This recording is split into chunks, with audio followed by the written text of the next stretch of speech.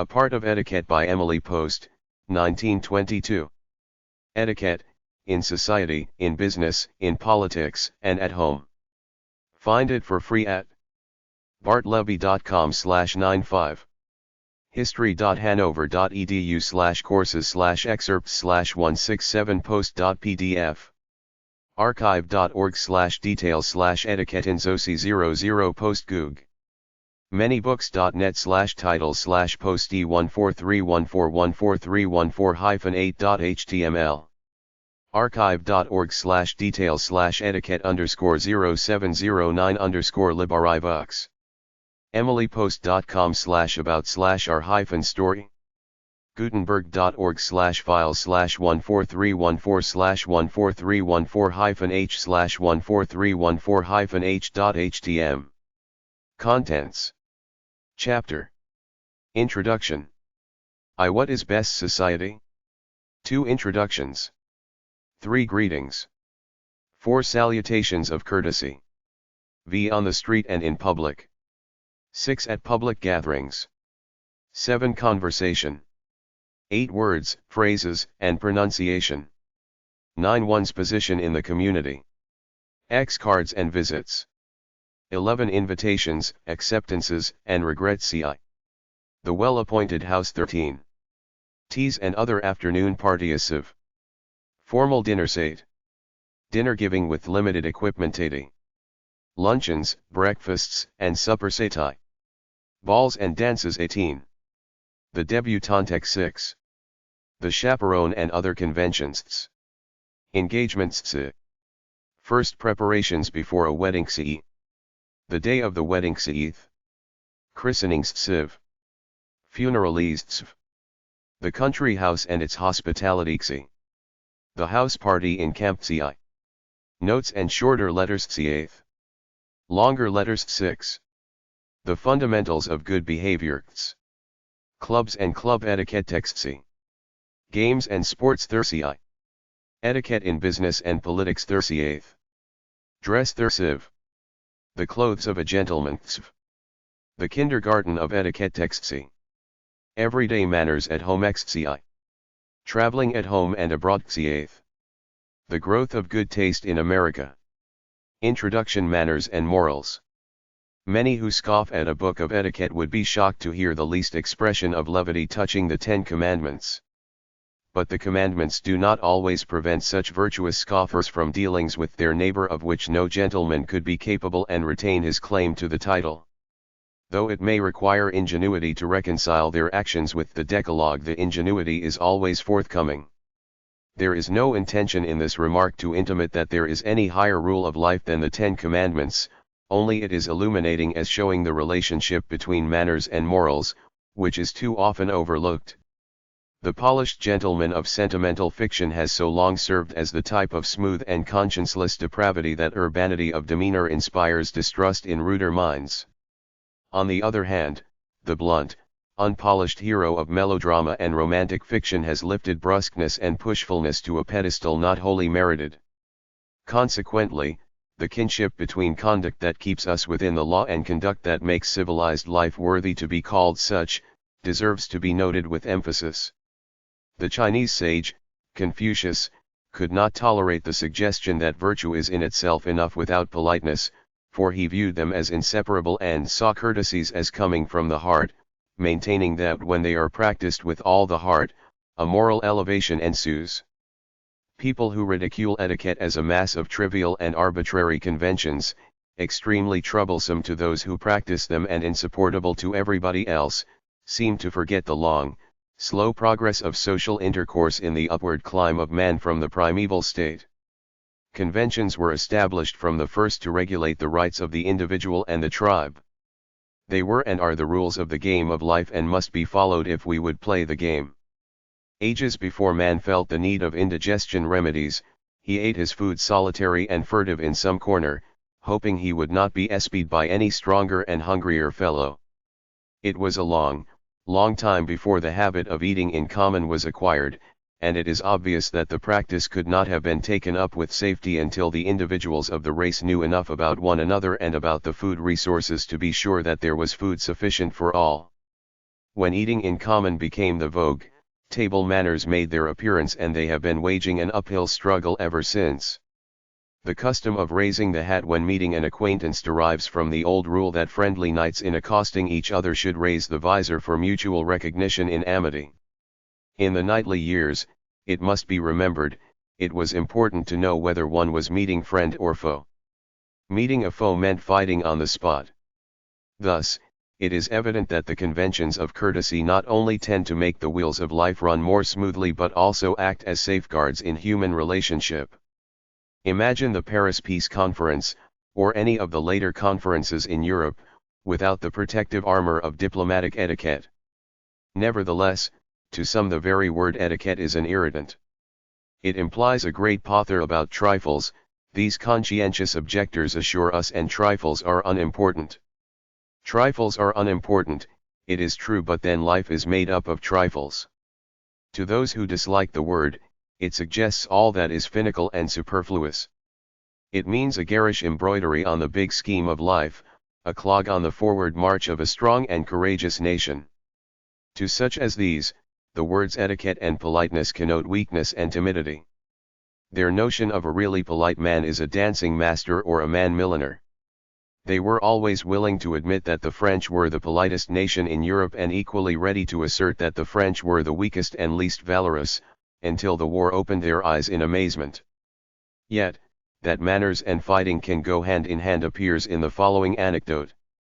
In the midst of the war, some French soldiers and some non-French of the Allied forces were receiving their rations in a village back of the lines. The non-French fighters belonged to an army that supplied rations plentifully. They grabbed their allotments and stood about while hastily eating, uninterrupted by conversation or other concern. The French soldiers took their very meager portions of food, improvised a kind of table on the top of a flat rock, and having laid out the rations, including the small quantity of wine that formed part of the repast, sat down in comfort and began their meal amid a chatter of talk. One of the non-French soldiers, all of whom had finished their large supply of food before the French had begun eating, asked sardonically, "Why do you fellows make such a lot of fuss over the little bit of grub they give you to eat?" The Frenchman replied, "Well, we are making war for civilization, are we not?" "Very well, we are. Therefore, we eat in a civilized way." To the French we owe the word etiquette, and it is amusing to discover its origin in the commonplace familiar warning, "Keep off the grass." It happened in the reign of Louis XIV, when the gardens of Versailles were being laid out, that the master gardener, an old Scotsman, was sorely tried because his newly seeded lawns were being continually trampled upon. To keep trespassers off, he put up warning signs or tickets etiquettes on which was indicated the path along which to pass. But the courtiers paid no attention to these directions, and so the determined Scot complained to the king in such convincing manner that His Majesty issued an edict commanding everyone at court to keep within the etiquettes. Gradually the term came to cover all the rules for correct demeanor and deportment in court circles, and thus through the centuries it has grown into use to describe the conventions sanctioned for the purpose of smoothing personal contacts and developing tact and good manners in social intercourse. With the decline of feudal courts and the rise of empires of industry, much of the ceremony of life was discarded for plain and less formal dealing. Trousers and coats supplanted doublets and hose, and the change in costume was not more extreme than the change in social ideas. The court ceased to be the arbiter of manners, though the aristocracy of the land remained the high exemplar of good breeding. Yet, even so courtly and materialistic a mind as Lord Chesterfield's acknowledged a connection between manners and morality, of which latter the courts of Europe seemed so sparing. In one of the famous letters to his son he writes, "Moral virtues are the foundation of society in general and of friendship in particular, but attentions, manners, and graces, both adorn and strengthen them." Again he says, "Great merit, or great failings, will make you respected or despised, but trifles, little attentions, mere nothings, either done or reflected, will make you either liked or disliked, in the general run of the world." For all the wisdom and brilliancy of his worldly knowledge, Perhaps no other writer has done so much to bring disrepute on the manners and graces as Lord Chesterfield, and this, it is charged, because he debased them so heavily by considering them merely as the machinery of a successful career.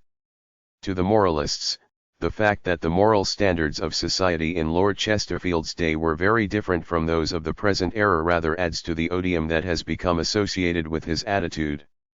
His severest critics, however, do concede that he is candid and outspoken, and many admit that his social strategy is widely practiced even in these days.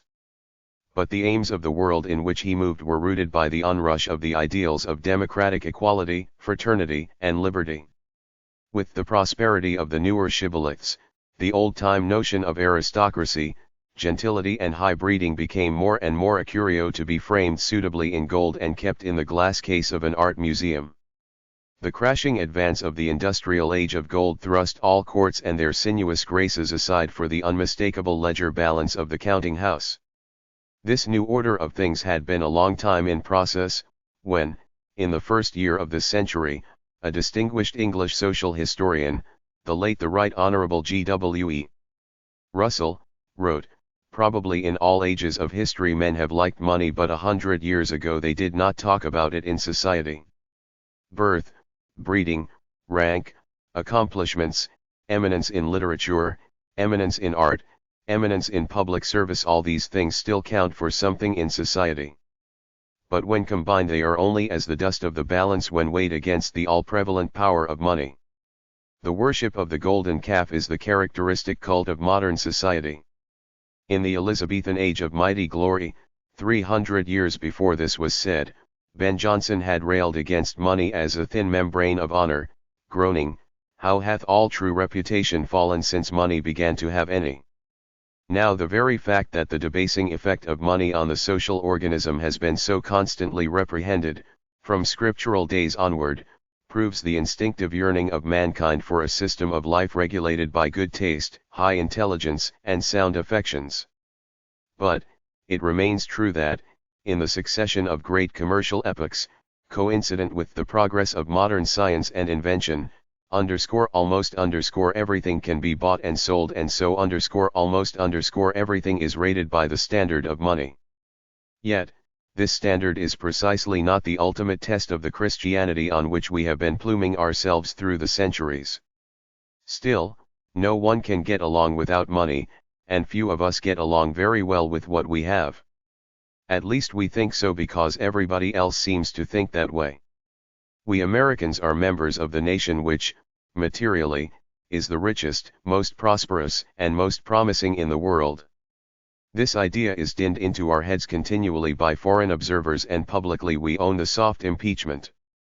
Privately, each individual American seems driven with the decision that he must live up to the general conception of the nation as a whole. And he does, but in less strenuous moments he might profitably ponder the counsel of Gladstone to his countrymen: "Let us respect the ancient manners and recollect that, if the true soul of chivalry has died among us, with it all that is good in society has died. Let us cherish a sober mind, take for granted that in our best performances there are latent many errors which in their own time will come to light." America, too, has her ancient manners to remember and respect, but, in the rapid assimilation of new peoples into her economic and social organism, more pressing concerns take up nearly all her time. The perfection of manners by intensive cultivation of good taste, some believe, would be the greatest aid possible to the moralists who are alarmed over the decadence of the younger generation. Good taste may not make men or women really virtuous, but it will often save them from what theologians call occasions of sin.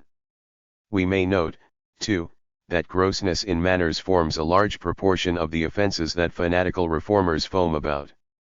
Besides grossness, there is also the meaner selfishness. Selfishness is at the polar remove from the worldly manners of the old school, according to which, as Dr. Pusey wrote, others were preferred to self, pain was given to no one was neglected, deference was shown to the weak and the aged, and unconscious courtesy extended to all inferiors. Such was the beauty of the old manners, which he felt consisted in acting upon Christian principle, and if in any case it became soulless, as apart from Christianity, the beautiful form was there, into which the real life might re-enter.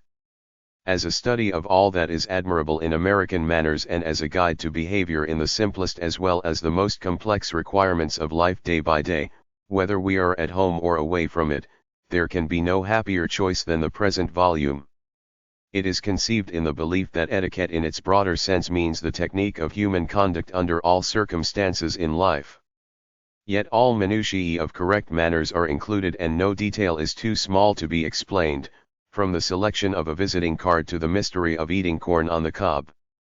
Matters of clothes for men and women are treated with the same fullness of information and accuracy of taste as are questions of the furnishing of their houses and the training of their minds to social intercourse. But there is no exaggeration of the minor details at the expense of the more important spirit of personal conduct and attitude of mind. To dwell on formal trivialities, the author holds, is like measuring the letters of the signboards by the roadside instead of profiting by the directions they offer. She would have us know also that it is not the people who make small technical mistakes or even blunders, who are barred from the paths of good society, but those of sham and pretense whose veneered vulgarity at every step tramples the flowers in the gardens of cultivation. To her mind the structure of etiquette is comparable to that of a house, of which the foundation is ethics and the rest good taste, correct speech, quiet, unassuming behavior and a proper pride of dignity. To such as entertain the mistaken notion that politeness implies all give and little or no return, it is well to recall Coleridge's definition of a gentleman. We feel the gentlemanly character present with us, he said, whenever, under all circumstances of social intercourse, the trivial, not less than the important, through the whole detail of his manners and deportment and with the ease of a habit, a person shows respect to others in such a way as at the same time implies, in his own feelings and habitually, an assured anticipation of reciprocal respect from them to himself. In short, the gentlemanly character arises out of the feeling of equality acting as a habit, yet flexible to the varieties of rank and modified without being disturbed or superseded by them. Definitions of a gentleman are numerous and some of them famous, but we do not find such copiousness for choice in definitions of a lady. Perhaps it has been understood all along that the admirable and just characteristics of a gentleman should of necessity be those also of a lady, with the charm of womanhood combined. And, in these days, with the added responsibility of the vote. Besides the significance of this volume as an indubitable authority on manners, it should be pointed out that as a social document, it is without precedent in American literature.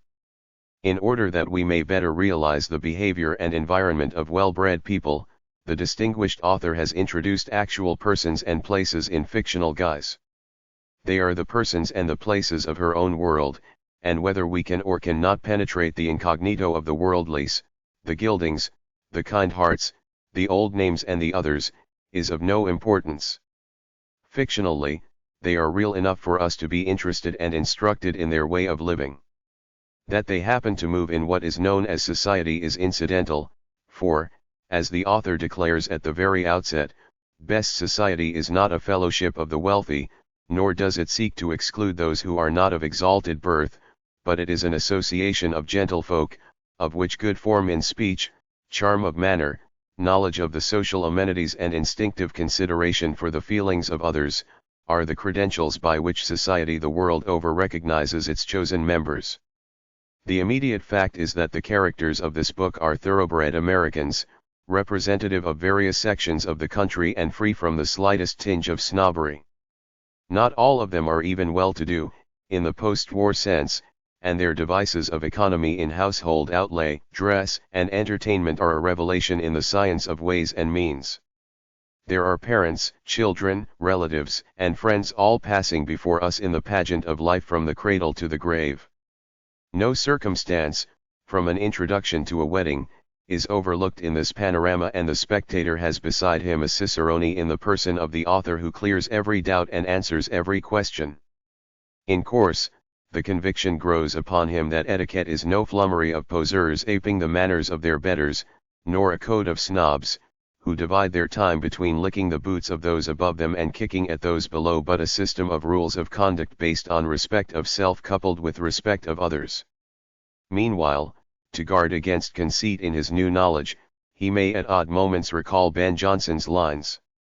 Nor stand so much on your gentility, which is an airy and mere borrowed thing, from dead men's dust and bones, and none of yours except you make, or hold it.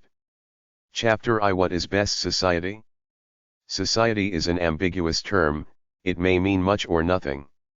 Every human being, unless dwelling alone in a cave, is a member of society of one sort or another, and therefore it is well to define what is to be understood by the term best society and why its authority is recognized. Best society abroad is always the oldest aristocracy, composed not so much of persons of title, which may be new, as of those families and communities which have for the longest period of time known highest cultivation. Our own best society is represented by social groups which have had, since this is America, widest rather than longest association with old world cultivation. Cultivation is always the basic attribute of best society, much as we hear in this country of an aristocracy of wealth. To the general public a long purse is synonymous with high position, a theory dear to the heart of the yellow press and eagerly fostered in the preposterous social functions of screen drama. It is true that best society is comparatively rich, it is true that the hostess of great wealth, who constantly and lavishly entertains, will shine, at least to the readers of the press, more brilliantly than her less affluent sister. Yet the latter, through her quality of birth, her poise, her inimitable distinction, is often the jewel of deeper water in the social crown of her time. The most advertised commodity is not always intrinsically the best, but is sometimes merely the product of a company with plenty of money to spend on advertising. In the same way, money brings certain people before the public. Sometimes they are persons of quality, quite as often the so-called society leaders featured in the public press do not belong to good society at all, in spite of their many published photographs and the energies of their press agents. Or possibly they do belong to smart society, but if too much advertised, instead of being the queens they seem, they might more accurately be classified as the court jesters of today. The imitation and the genuine. New York, more than any city in the world, unless it be Paris, loves to be amused, thrilled, and surprised all at the same time, and will accept with outstretched hand anyone who can perform this astounding feat. Do not underestimate the ability that can achieve it. A scintillating wit, an arresting originality, a talent for entertaining that amounts to genius, and gold poured literally like rain, are the least requirements. Puritan America, on the other hand, demanding, as a ticket of admission to her best society, the qualifications of birth, manners, and cultivation, clasps her hands tight across her slim trim waist and announces severely that New York's best is, in her opinion, very bad indeed. But this is because Puritan America, as well as the general public, mistakes the jester for the queen. As a matter of fact, best society is not at all like a court with an especial queen or king, nor is it confined to any one place or group, but might better be described as an unlimited brotherhood which spreads over the entire surface of the globe, the members of which are invariably people of cultivation and worldly knowledge, who have not only perfect manners but a perfect manner. Manners are made up of trivialities of deportment which can be easily learned if one does not happen to know them. Manner is personality, the outward manifestation of one's innate character and attitude toward life. A gentleman, for instance, will never be ostentatious or overbearing any more than he will ever be servile, because these attributes never animate the impulses of a well-bred person. A man whose manners suggest the grotesque is invariably a person of imitation rather than of real position. Etiquette must, if it is to be of more than trifling use, include ethics as well as manners. Certainly what one is of far greater importance than what one appears to be. A knowledge of etiquette is of course essential to one's decent behavior, just as clothing is essential to one's decent appearance, and precisely as one wears the latter without being self-conscious of having on shoes and perhaps gloves, one who has good manners is equally unself-conscious in the observance of etiquette, the precepts of which must be so thoroughly absorbed as to make their observance a matter of instinct rather than of conscious obedience. Thus best society is not a fellowship of the wealthy, nor does it seek to exclude those who are not of exalted birth, but it is an association of gentlefolk, of which good form in speech, charm of manner, knowledge of the social amenities and instinctive consideration for the feelings of others, are the credentials by which society the world over recognizes its chosen members. Chapter 2 Introductions. The correct form. The word present is preferable on formal occasions to the word introduce. On informal occasions neither word is expressed, though understood, as will be shown below. The correct formal introduction is: Mrs. Jones, may I present Mr. Smith? Or, Mr. Distinguished, may I present Mr. Young? The younger person is always presented to the older or more distinguished, but a gentleman is always presented to a lady, even though he is an old gentleman of great distinction and the lady a mere slip of a girl. No lady is ever, except to the President of the United States, a cardinal, or a reigning sovereign, presented to a man. The correct introduction of either a man or woman to the President is: Mr. President, I have the honor to present Mrs. Jones, of Chicago. To a cardinal is: Your Eminence, may I present Mrs. Jones? To a king, much formality of presenting names on lists is gone through beforehand. At the actual presentation an accepted name is repeated from functionary to equerry and nothing is said to the king or queen except, Mrs. Jones. But a foreign ambassador is presented: Mr. Ambassador, may I present you to Mrs. Jones? Very few people in polite society are introduced by their formal titles. A hostess says, Mrs. Jones, may I present the Duke of over there? Or Lord Blank. Never His Grace or His Lordship. The Honourable is merely Mr. Lordson, or Mr. Hold Office. A doctor, a judge, a bishop, are addressed and introduced by their titles. The clergy are usually Mr. unless they formally hold the title of doctor, or dean, or canon. A Catholic priest is Father Kelly.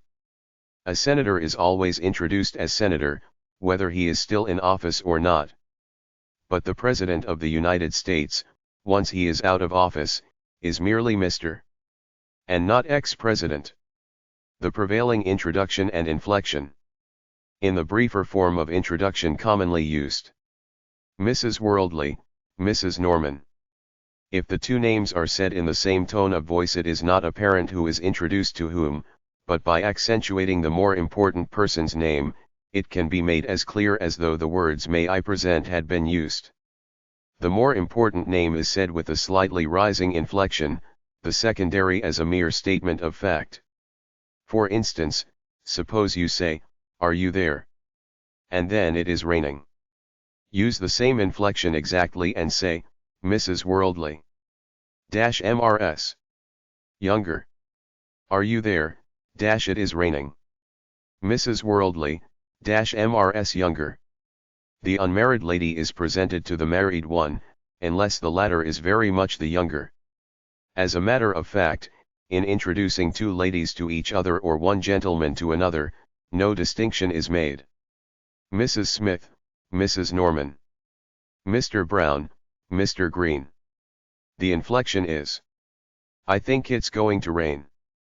Mrs. Smith, Mrs. Norman. A man is also often introduced: Mrs. Worldly, Mr. Norman.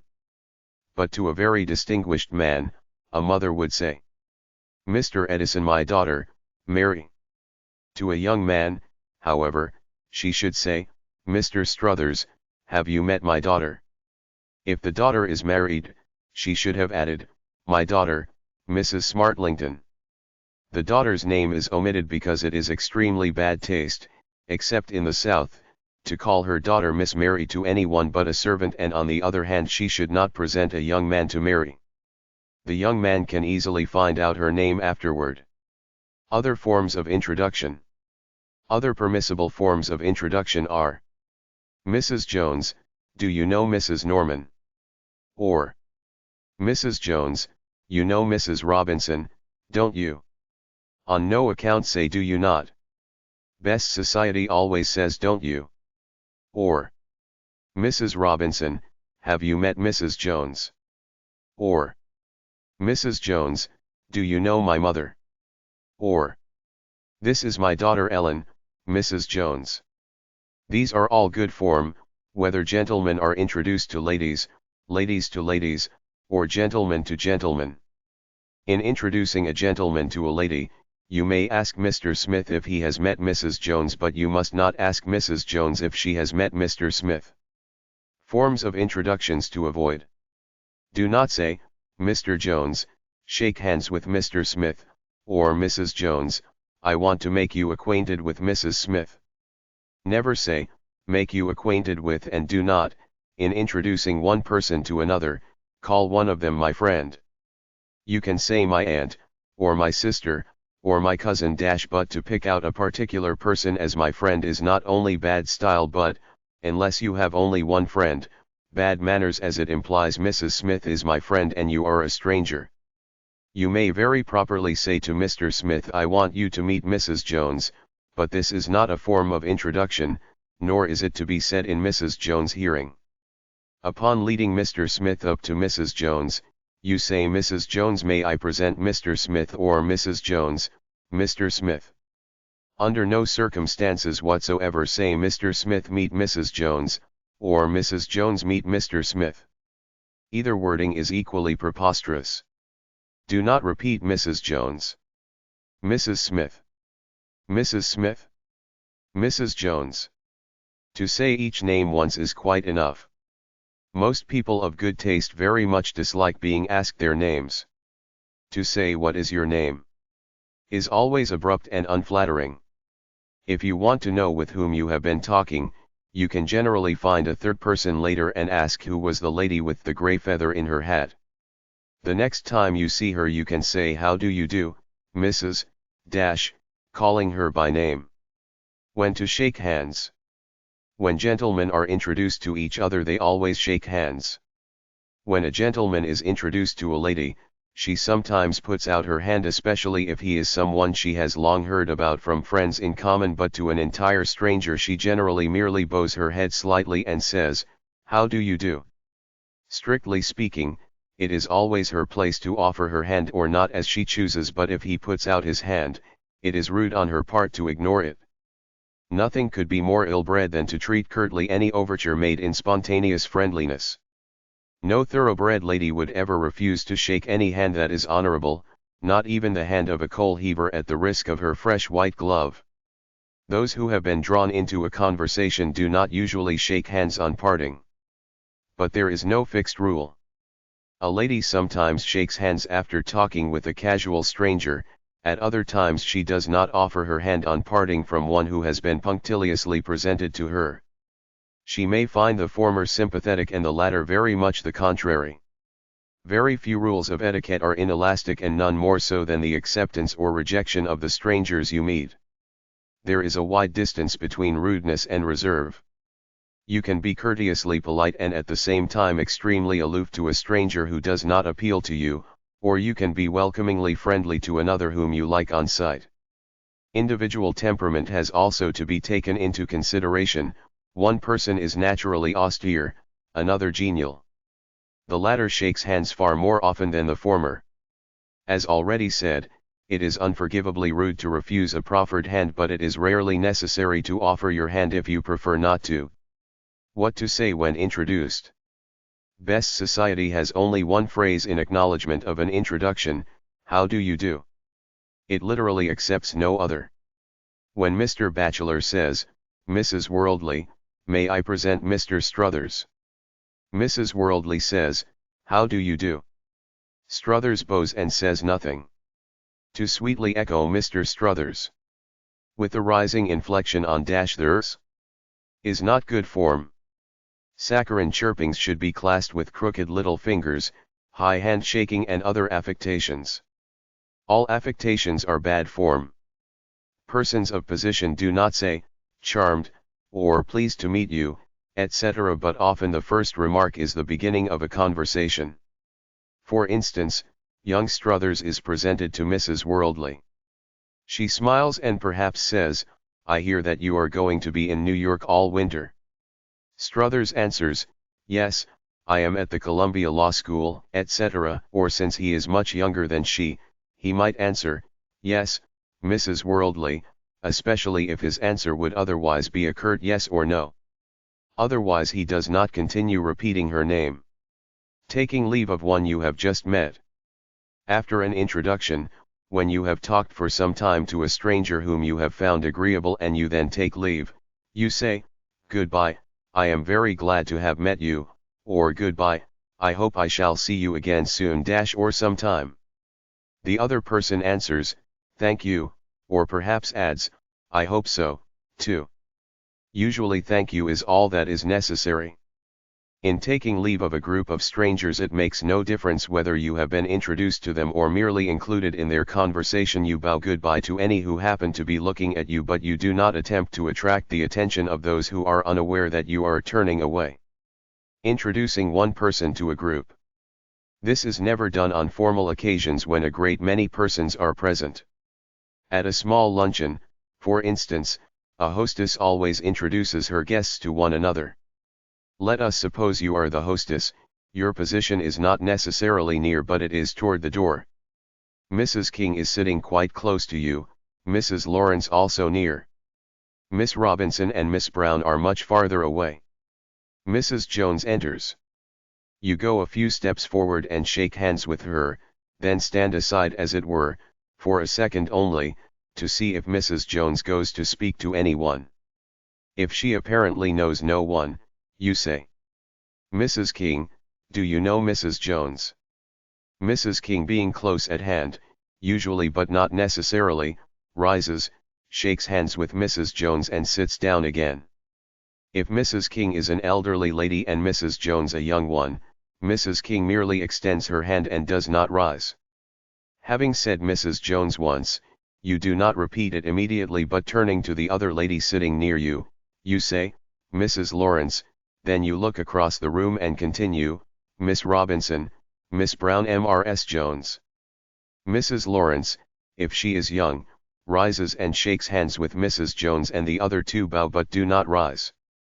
At a very big luncheon you would introduce Mrs. Jones to Mrs. King and possibly to Mrs. Lawrence, so that Mrs. Jones might have someone to talk to. But if other guests come in at this moment, Mrs. Jones finds a place for herself and after a pause, falls naturally into conversation with those she is next to, without giving her name or asking theirs. A friend's roof is supposed to be an introduction to those it shelters. In best society this is always recognized if the gathering is intimate, such as at a luncheon, dinner, or house party, but it is not accepted at a ball or reception, or any general entertainment. People always talk to their neighbors at table whether introduced or not. It would be a breach of etiquette not to. But if Mrs. Jones and Mrs. Norman merely spoke to each other for a few moments, in the drawing room, it is not necessary that they recognize each other afterwards. New York's bad manners. New York's bad manners are often condemned and often very deservedly. Even though the cause is carelessness rather than intentional indifference, the indifference is no less actual and the rudeness inexcusable. It is by no means unheard of that after sitting at table next to the guest of honor, a New Yorker will meet her the next day with utter unrecognition. Not because the New Yorker means to cut the stranger or feels the slightest unwillingness to continue the acquaintance, but because few New Yorkers possess enthusiasm enough to make an effort to remember all the new faces they come in contact with, but allow all those who are not especially fixed in their attention, to drift easily out of mind and recognition. It is mortifyingly true, no one is so ignorantly indifferent to everything outside his or her own personal concern as the socially fashionable New Yorker, unless it is the Londoner. The late Theodore Roosevelt was a brilliantly shining exception. And, of course and happily, there are other men and women like him in this. But there are also enough of the snail-in-shell variety to give color to the very just resentment that those from other and more gracious cities hold against New Yorkers. Everywhere else in the world, except London, the impulse of self-cultivation, if not the more generous ones of consideration and hospitality, induces people of good breeding to try and make the effort to find out what manner of mind, or experience, or talent, a stranger has, and to remember, at least out of courtesy, anyone for whose benefit a friend of theirs gave a dinner or luncheon. To fashionable New York, however, luncheon was at 1:30, At 3 there is something else occupying the moment, that is all. Nearly all people of the Atlantic coast dislike general introductions and present people to each other as little as possible. In the West, however, people do not feel comfortable in a room full of strangers. Whether or not to introduce people therefore becomes not merely a question of propriety but of consideration for local custom. Never introduce unnecessarily. The question as to when introductions should be made, or not made, is one of the most elusive points in the entire range of social knowledge. Whenever necessary to bridge an awkward situation, is a definition that is exact enough but not very helpful or clear. The hostess who allows a guest to stand, awkward and unknown, in the middle of her drawing room is no worse than she who pounces on every chance acquaintance and drags unwilling victims into forced recognition of each other, everywhere and on all occasions. The fundamental rule never to introduce unnecessarily brings up the question, which are the necessary occasions? First, in order of importance, is the presentation of everyone to guests of honor, whether the guests are distinguished strangers for whom a dinner is given, or a bride and groom, or a debutante being introduced to society. It is the height of rudeness for anyone to go to an entertainment given in honor of someone and fail to meet him, even though one's memory is too feeble to remember him afterward. Introductions at a dinner. The host must always see that every gentleman either knows or is presented to the lady he is to take in to dinner, and also, if possible, to the one who is to sit at the other side of him. If the latter introduction is overlooked, people sitting next each other at table nearly always introduce themselves. A gentleman says, "How do you do, Mrs. Jones? I am Arthur Robinson." Or showing her his place card, "I have to introduce myself, this is my name." Or the lady says first, "I am Mrs. Hunter Jones." And the man answers, "How do you do, Mrs. Jones, my name is Tytherington Smith." It is not unusual, in New York, for those placed next each other to talk without introducing themselves, particularly if each can read the name of the other on the place cards. Other necessary introductions. Even in New York's most introductionless circles, people always introduce a small group of people who are to sit together anywhere. Partners at dinner. The guests at a house party. Everyone at a small dinner or luncheon. The 4 who are at the same bridge table. Partners or fellow players in any game. At a dance, when an invitation has been asked for a stranger, the friend who vouched for him should personally present him to the hostess. Mrs. Worldly, this is Mr. Robinson, whom you said I might bring. The hostess shakes hands and smiles and says, "I am very glad to see you, Mr. Robinson." A guest in a box at the opera always introduces any gentleman who comes to speak to her hostess, unless the latter is engrossed in conversation with a visitor of her own, or unless other people block the distance between so that an introduction would be forced and awkward. A newly arriving visitor in a lady's drawing room is not introduced to another who is taking leave. Nor is an animated conversation between 2 persons interrupted to introduce a third. Nor is anyone ever led around a room and introduced right and left. If 2 ladies or young girls are walking together and they meet a third who stops to speak to one of them, the other walks slowly on and does not stand awkwardly by and wait for an introduction. If the third is asked by the one she knows to join them, the sauntering friend is overtaken and an introduction always made. The third, however, must not join them unless invited to do so. At a very large dinner, people, excepting the gentlemen and ladies who are to sit next to each other at table, are not collectively introduced. After dinner, men in the smoking room or left at table always talk to their neighbors whether they have been introduced or not, and ladies in the drawing room do the same. But unless they meet soon again, or have found each other so agreeable that they make an effort to continue the acquaintance, they become strangers again, equally whether they were introduced or not. Some writers on etiquette speak of correct introductions that carry obligations of future acquaintance, and incorrect introductions that seemingly obligate one to nothing. Degrees of introduction are utterly unknown to best society. It makes not the slightest difference so far as anyone's acceptance or rejection of another is concerned how an introduction is worded or, on occasions, whether an introduction takes place at all. Fashionable people in very large cities take introductions lightly, they are veritable ships that pass in the night. They show their red or green signals, which are merely polite sentences and pleasant manners, and they pass on again. When you are introduced to someone for the second time and the first occasion was without interest and long ago, there is no reason why you should speak of the former meeting. If someone presents you to Mrs. Smith for the second time on the same occasion, you smile and say, "I have already met Mrs. Smith," but you say nothing if you met Mrs. Smith long ago and she showed no interest in you at that time.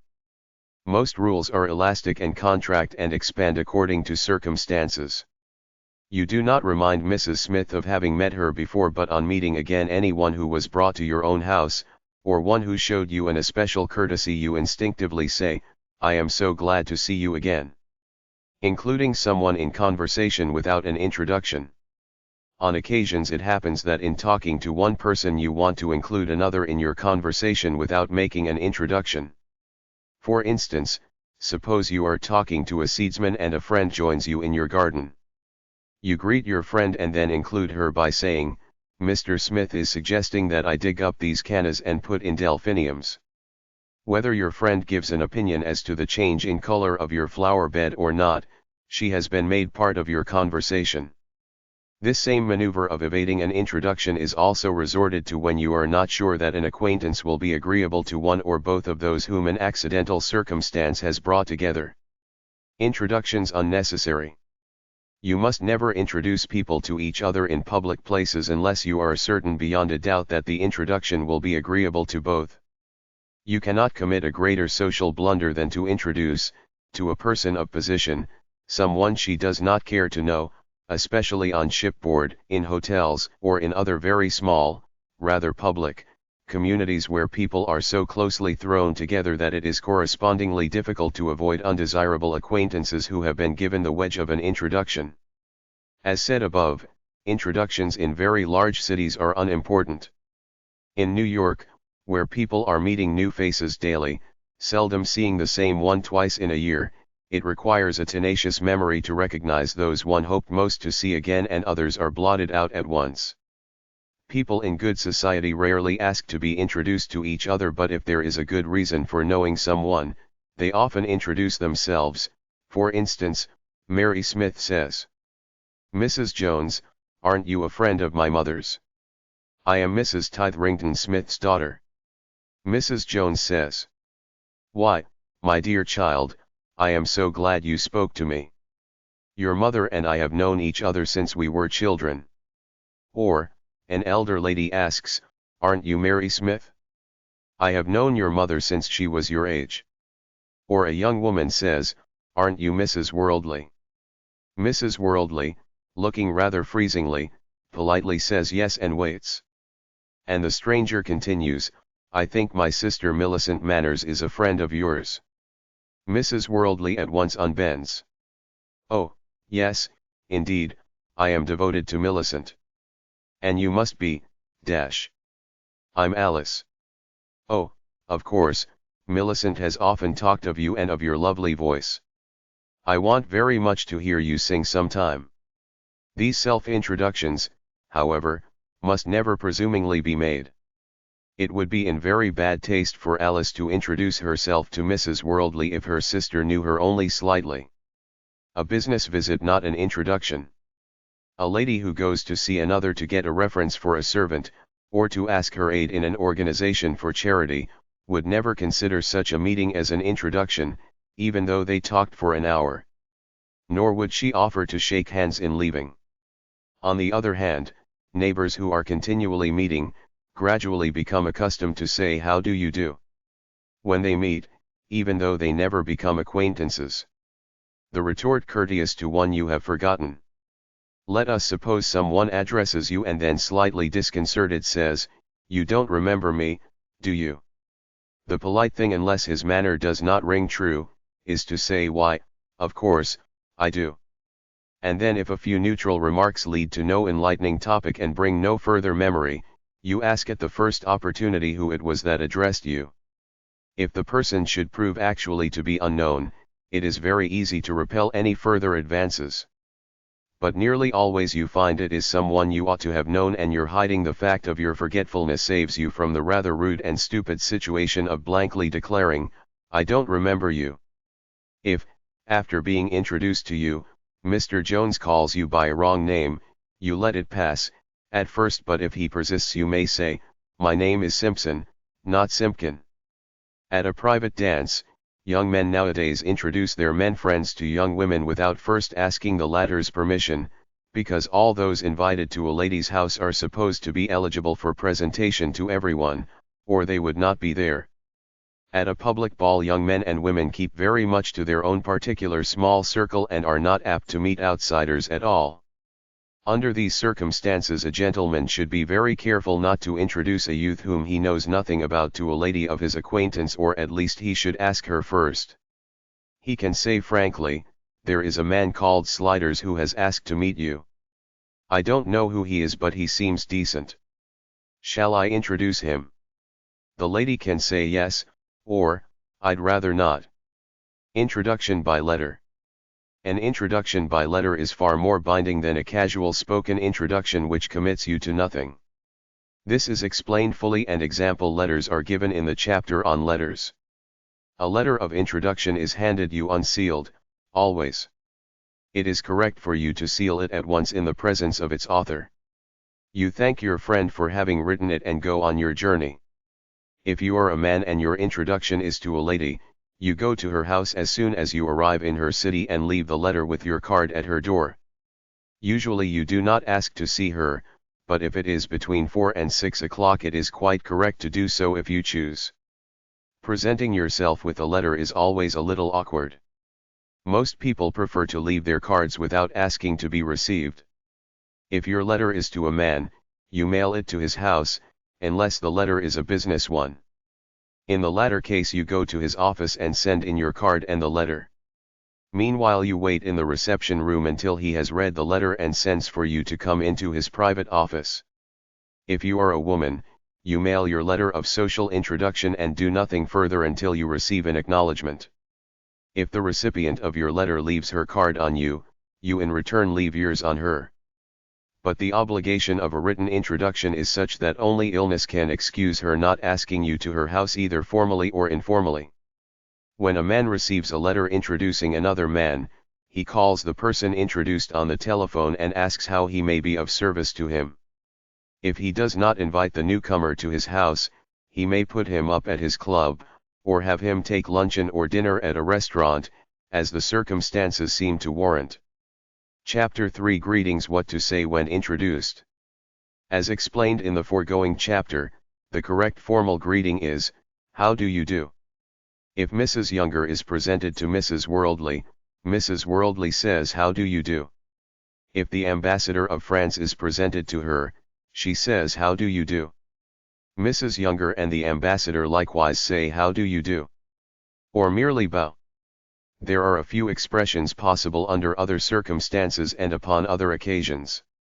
If you have, through friends in common, long heard of a certain lady or gentleman, and you know that she, or he, also has heard much of you, you may say when you are introduced to her, "I am very glad to meet you," or "I am delighted to meet you at last."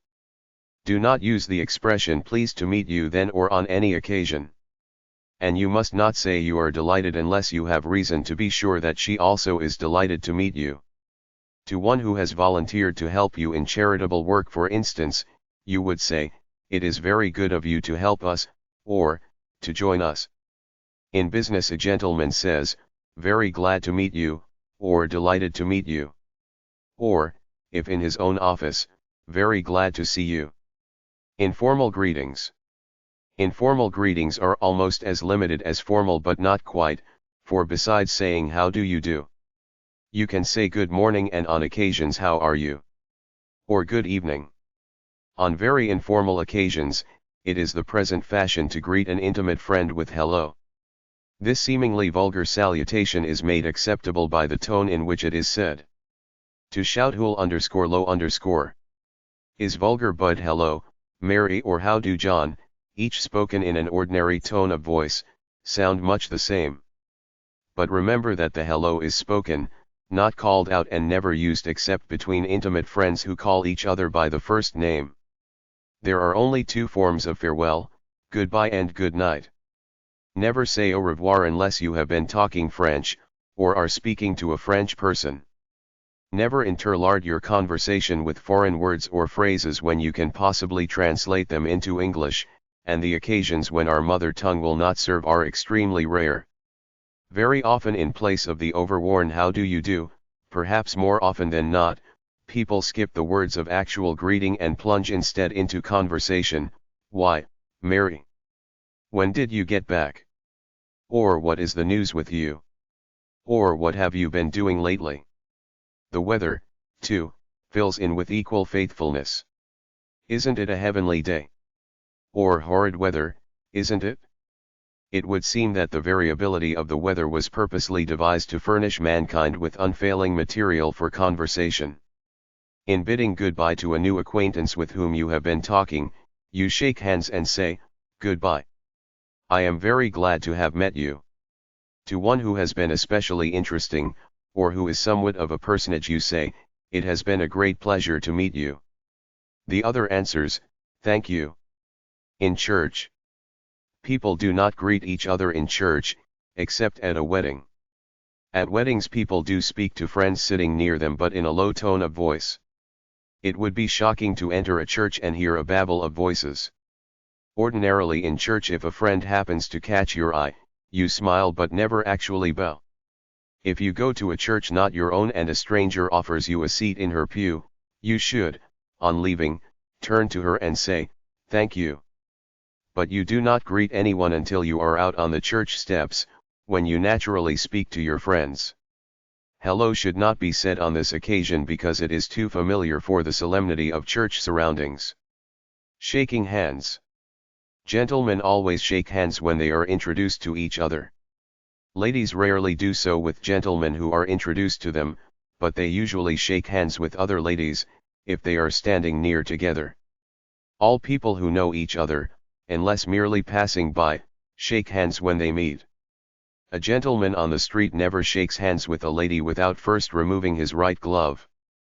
But at the opera, or at a ball, or if he is usher at a wedding, he keeps his glove on. Personality of a handshake.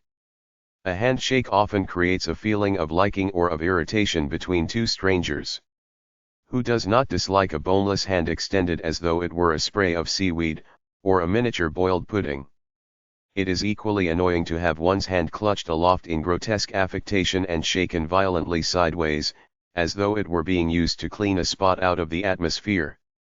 What woman does not wince at the vice-like grasp that cuts her rings into her flesh and temporarily paralyzes every finger? The proper handshake is made briefly, but there should be a feeling of strength and warmth in the clasp, and, as in bowing, one should at the same time look into the countenance of the person whose hand one takes. In giving her hand to a foreigner, a married woman always relaxes her arm and fingers, as it is customary for him to lift her hand to his lips. But by a relaxed hand is not meant a wet rag. A hand should have life even though it be passive. A woman should always allow a man who is only an acquaintance to shake her hand, she should never shake his. To a very old friend she gives a much firmer clasp, but he shakes her hand more than she shakes his. Younger women usually shake the hand of the older, or they both merely clasp hands, give them a dropping movement rather than a shake and let go. Polite greetings from younger to older. It is the height of rudeness for young people not to go and shake hands with an older lady of their acquaintance when they meet her away from home, if she is a hostess to whose house they have often gone. It is not at all necessary for either young women or young men to linger and enter into a conversation, unless the older lady detains them, which she should not do beyond the briefest minute. Older ladies who are always dragging young men up to unprepossessing partners, are studiously avoided and with reason, but otherwise it is inexcusable for any youth to fail in this small exaction of polite behavior. If a young man is talking with someone when an older lady enters the room, he bows formally from where he is, as it would be rude to leave a young girl standing alone while he went up to speak to Mrs. Worldly or Mrs. Toplofty. But a young girl passing near an older lady can easily stop for a moment, say how do you do, Mrs. Jones, and pass on. People do not cross a room to speak to anyone unless to show politeness to an acquaintance who is a stranger there, to speak to an intimate friend, or to talk to someone about something in particular. Chapter 4 Salutations of Courtesy. When a gentleman takes off his hat. A gentleman takes off his hat and holds it in his hand when a lady enters the elevator in which he is a passenger, but he puts it on again in the corridor. A public corridor is like the street, but an elevator is suggestive of a room, and a gentleman does not keep his hat on in the presence of ladies in a house. This is the rule in elevators in hotels, clubs, and apartments. In office buildings and stores the elevator is considered as public a place as the corridor. What is more, the elevators in such business structures are usually so crowded that the only room for a man's hat is on his head. But even under these conditions a gentleman can reveal his innate respect for women by not permitting himself to be crowded too near to them. When a gentleman stops to speak to a lady of his acquaintance in the street, he takes his hat off with his left hand, leaving his right free to shake hands, or he takes it off with his right and transfers it to his left. If he has a stick, he puts his stick in his left hand, takes off his hat with his right, transfers his hat also to his left hand and gives her his right.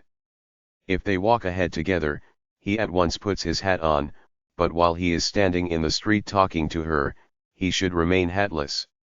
There is no rudeness greater than for him to stand talking to a lady with his hat on and a cigar or cigarette in his mouth. A gentleman always rises when a lady comes into a room. In public places men do not jump up for every strange woman who happens to approach. But if any woman addresses a remark to him, a gentleman at once rises to his feet as he answers her. In a restaurant, when a lady bows to him, a gentleman merely makes the gesture of rising by getting up halfway from his chair and at the same time bowing. Then he sits down again.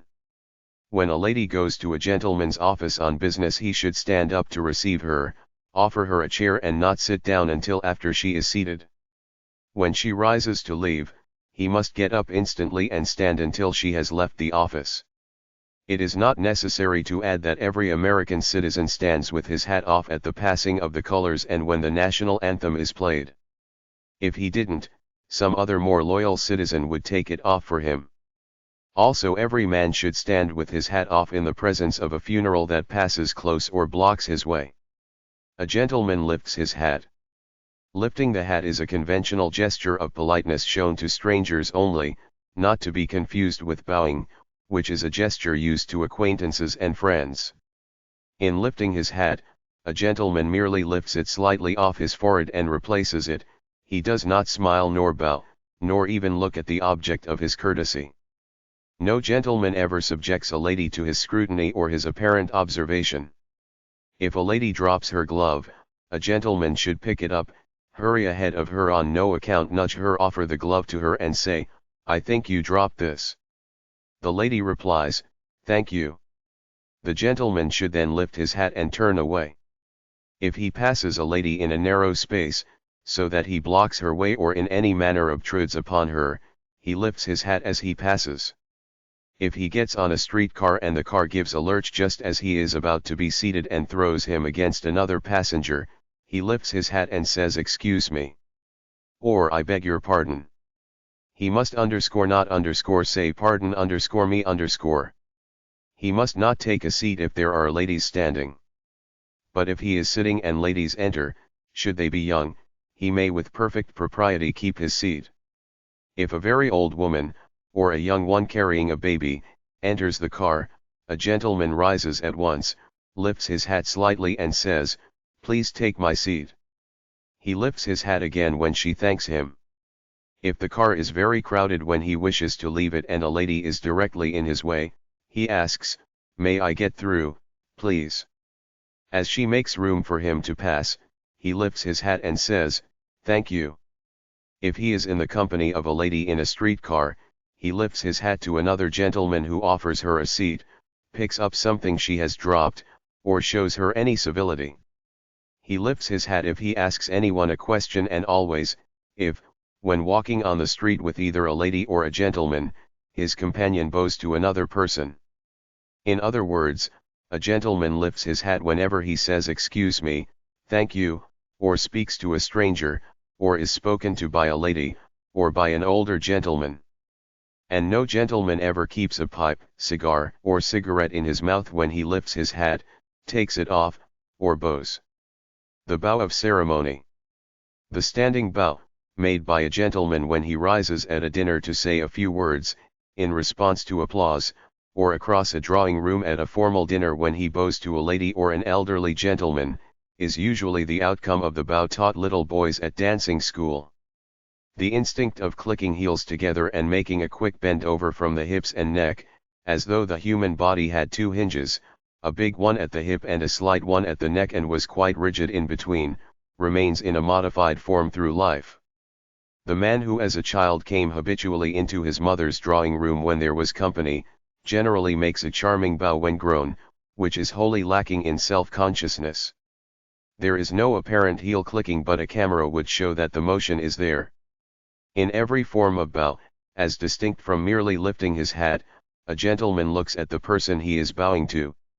In a very formal standing bow, his heels come together, his knees are rigid, and his expression is rather serious.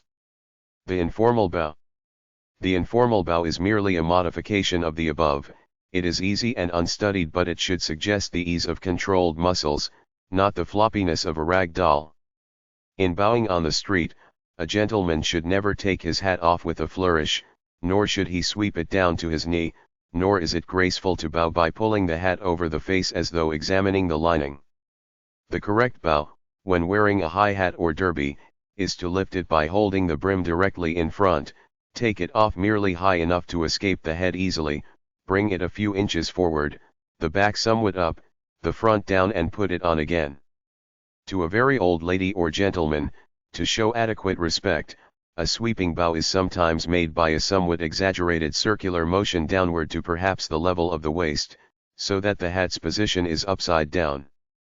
If a man is wearing a soft hat, he takes it by the crown instead of the brim, lifts it slightly off his head and puts it on again.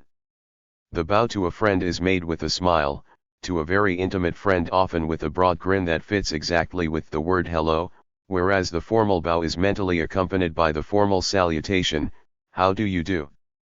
The bow of a woman of charm. The reputation of Southern women for having the gift of fascination is perhaps due not to prettiness of feature more than to the brilliancy or sweetness of their ready smile. That Southern women are charming and feminine and lovable is proverbial. How many have noticed that Southern women always bow with the grace of a flower bending in the breeze and a smile like sudden sunshine? The unlovely woman bows as though her head were on a hinge and her smile sucked through a lemon. Nothing is so easy for any woman to acquire as a charming bow. It is such a short and fleeting duty. Not a bit of trouble really, just to incline your head and spontaneously smile as though you thought, why, there is Mrs. Smith. How glad I am to see her. Even to a stranger who does her a favor, a woman of charm always smiles as she says thank you. As a possession for either woman or man, a ready smile is more valuable in life than a ready wit. The latter may sometimes bring enemies, but the former always brings friends. When to bow. Under formal circumstances a lady is supposed to bow to a gentleman first, but people who know each other well bow spontaneously without observing this etiquette. In meeting the same person many times within an hour or so, one does not continue to bow after the second, or at most third meeting. After that one either looks away or merely smiles. Unless one has a good memory for people, it is always better to bow to someone whose face is familiar than to run the greater risk of ignoring an acquaintance. The cut direct. For one person to look directly at another and not acknowledge the other's bow is such a breach of civility that only an unforgivable misdemeanor can warrant the rebuke. Nor without the gravest cause may a lady cut a gentleman. But there are no circumstances under which a gentleman may cut any woman who, even by courtesy, can be called a lady. On the other hand, one must not confuse absent-mindedness, or a forgetful memory with an intentional cut. Anyone who is preoccupied is apt to pass others without being aware of them and without the least want of friendly regard.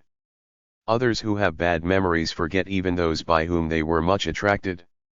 This does not excuse the bad memory, but it explains the seeming rudeness. A cut is very different. It is a direct stare of blank refusal and is not only insulting to its victim but embarrassing to every witness. Happily, it is practically unknown in polite society. Chapter V. On the street and in public. Walking on the street. A gentleman, whether walking with two ladies or one, takes the curb side of the pavement. He should never sandwich himself between them. A young man walking with a young woman should be careful that his manner in no way draws attention to her or to himself. Too devoted a manner is always conspicuous, and so is loud talking. Under no circumstances should he take her arm, or grasp her by or above the elbow and shove her here and there, unless, of course, to save her from being run over. He should not walk along hitting things with his stick. The small boy's delight in drawing a stick along a picket fence should be curbed in the nursery. And it is scarcely necessary to add that no gentleman walks along the street chewing gum or, if he is walking with a lady, puffing a cigar or cigarette. All people in the streets, or anywhere in public, should be careful not to talk too loud. They should especially avoid pronouncing people's names, or making personal remarks that may attract passing attention or give a clue to themselves. One should never call out a name in public, unless it is absolutely unavoidable. A young girl who was separated from her friends in a baseball crowd had the presence of mind to put her hat on her parasol and lift it above the people surrounding her so that her friends might find her. Do not attract attention to yourself in public. This is one of the fundamental rules of good breeding. Shun conspicuous manners, conspicuous clothes, a loud voice, staring at people, knocking into them, talking across anyone. In a word, do not attract attention to yourself. Do not expose your private affairs, feelings, or innermost thoughts in public. You are knocking down the walls of your house when you do. Gentlemen and bundles. Nearly all books on etiquette insist that a gentleman must offer to carry a lady's bundles. Bundles do not suggest a lady in the first place, and as for gentlemen and bundles, they don't go together at all. Very neat packages that could never without injury to their pride be designated as bundles are different.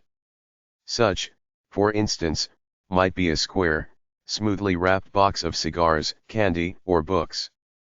Also, a gentleman might carry flowers, or a basket of fruit, or, in fact, any package that looks tempting. He might even stagger under bags and suitcases, or a small trunk, but carry a bundle. Not twice. And yet, many an unknowing woman, sometimes a very young and pretty one, too, has asked a relative, a neighbor, or an admirer, to carry something suggestive of a pillow, done up in crinkled paper and odd lengths of joined string. Then she wonders afterwards in unenlightened surprise why her cousin, or her neighbor, or her admirer, who is one of the smartest men in town, never comes to see her any more. A gentleman offers his arm. To an old lady or to an invalid, a gentleman offers his arm if either of them wants his support. Otherwise, a lady no longer leans upon a gentleman in the daytime, unless to cross a very crowded thoroughfare, or to be helped over a rough piece of road, or under other impeding circumstances. In accompanying a lady anywhere at night, whether down the steps of a house, or from one building to another, or when walking a distance, a gentleman always offers his arm. The reason is that in her thin high-heeled slippers, and when it is too dark to see her foothold clearly, she is likely to trip. Under any of these circumstances, when he proffers his assistance, he might say, "Don't you think you had better take my arm? You might trip. Or wouldn't it be easier if you took my arm along here?" The going is pretty bad. Otherwise, the only occasions on which a gentleman offers his arm to a lady are in taking her in at a formal dinner, or taking her in to supper at a ball, or when he is an usher at a wedding. Even in walking across a ballroom, except at a public ball in the Grand March, it is the present fashion for the younger generation to walk side by side, never arm in arm. This, however, is merely an instance where etiquette and the custom of the moment differ. Old-fashioned gentlemen still offer their arm, and it is and long will be, in accordance with etiquette to do so. But etiquette does not permit a gentleman to take a lady's arm. In seeing a lady to her carriage or motor, it is quite correct for a gentleman to put his hand under her elbow to assist her, and in helping her out he should alight first and offer her his hand. He should not hold a parasol over her head unless momentarily while she searches in her wrist bag for something, or stops perhaps to put on or take off her glove, or do anything that occupies both hands. With an umbrella the case is different, especially in a sudden and driving rain, when she is often very busily occupied in trying to hold good clothes out of the wet and a hat on, as well. She may also, under these circumstances, take the gentleman's arm, if the going is thereby made any easier. A lady never on the left. The owner always sits on the right-hand side of the rear seat of a carriage or a motor, that is driven by a coachman or a chauffeur.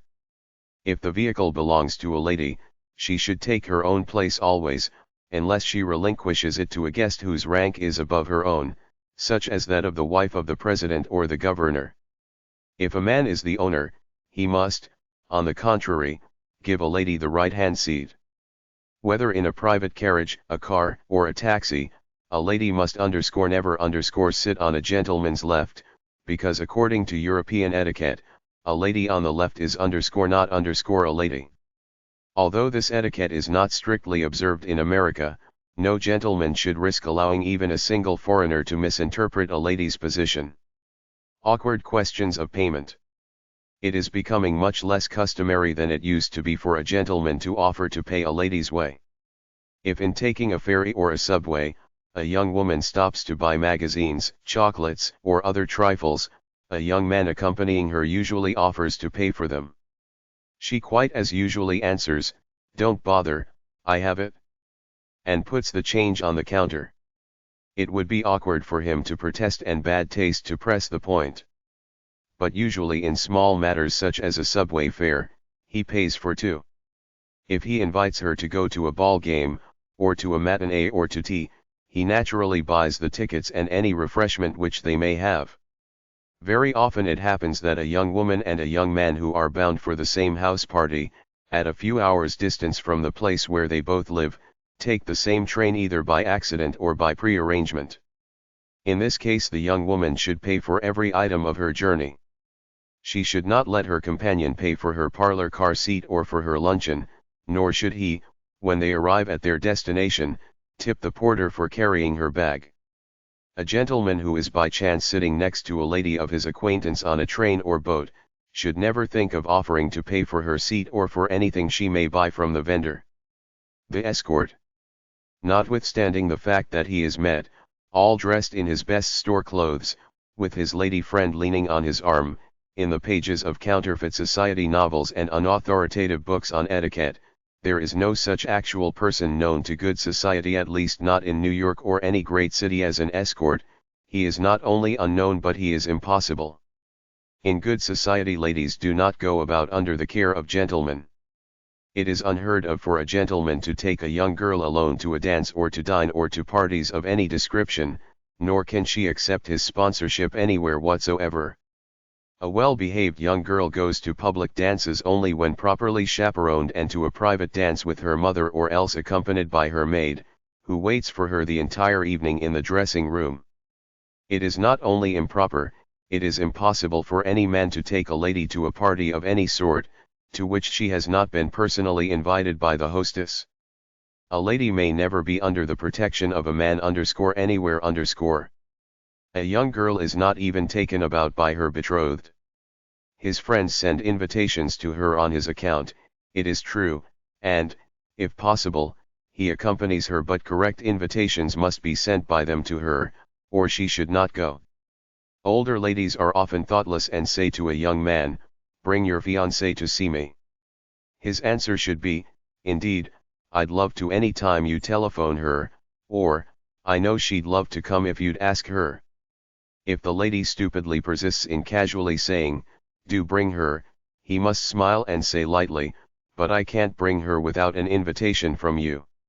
Or, he merely evades the issue and does not bring her. The restaurant check. Everyone has at some time or other been subjected to the awkward moment when the waiter presents the check to the host. For a host to count up the items is suggestive of parsimony, while not to look at them is disconcertingly reckless, and to pay before their faces for what his guests have eaten is embarrassing. Having the check presented to a hostess when gentlemen are among her guests, is more unpleasant. Therefore, to avoid this whole transaction, people who have not charge accounts, should order the meal ahead and at the same time pay for it in advance, including the waiter's tip. Charge customers should make arrangements to have the check presented to them elsewhere than at table. In stores or shops.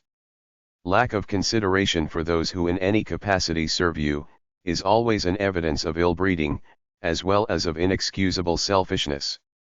Occasionally a so-called lady who has nothing whatever to do but drive uptown or down in her comfortable limousine, vents her irritability upon a saleswoman at a crowded counter in a store, because she does not leave other customers and wait immediately upon her.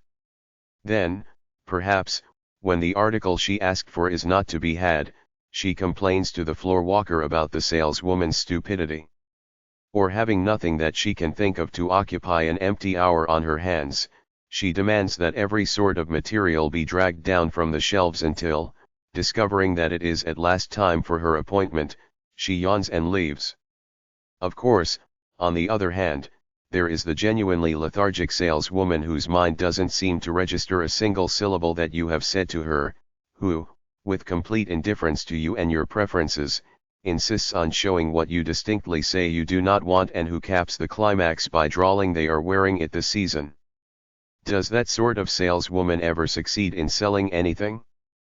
Does anyone living buy anything because someone, who knows nothing, tells another, who is often an expert, what an indiscriminating they may be doing?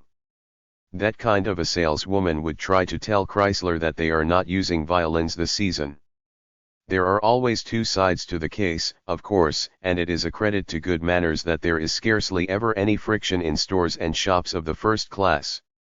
Salesmen and women are usually persons who are both patient and polite, and their customers are most often ladies in fact as well as by courtesy. Between those before and those behind the counters, there has sprung up in many instances a relationship of mutual goodwill and friendliness. It is, in fact, only the woman who is afraid that someone may encroach upon her exceedingly insecure dignity, who shows neither courtesy nor consideration to any except those whom she considers it to her advantage to please. Regard for others. Consideration for the rights and feelings of others is not merely a rule for behavior in public, but the very foundation upon which social life is built. Rule of etiquette, the first which hundreds of others merely paraphrase or explain or elaborate, is: never do anything that is unpleasant to others. Never take more than your share, whether of the road in driving a car, of chairs on a boat or seats on a train, or food at the table.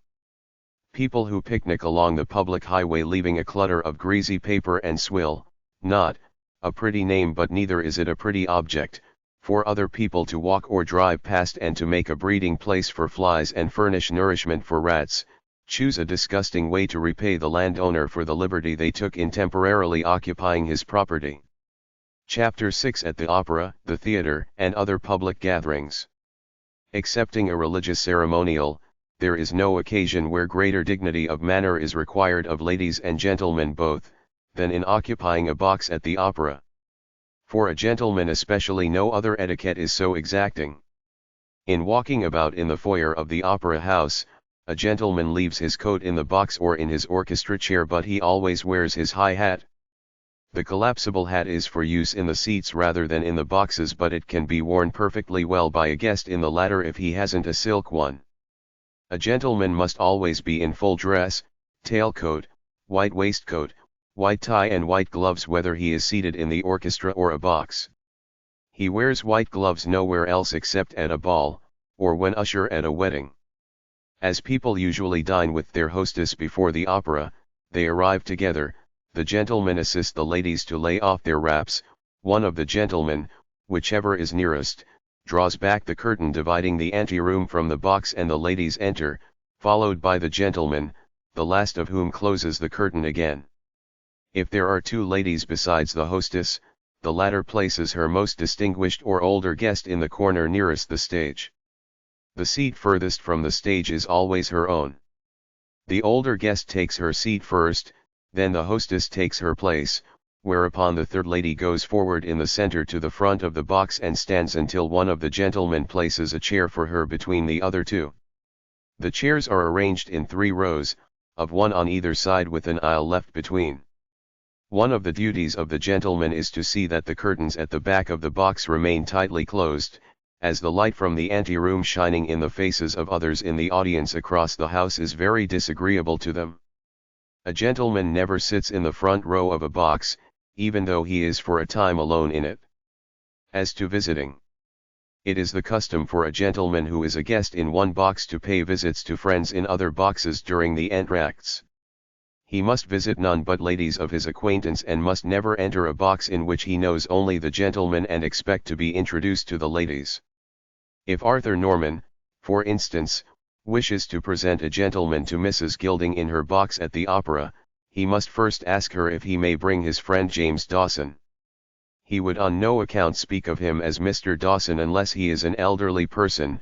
A lady's box at the opera is actually her house, and only those who are acceptable as visitors in her house should ask to be admitted.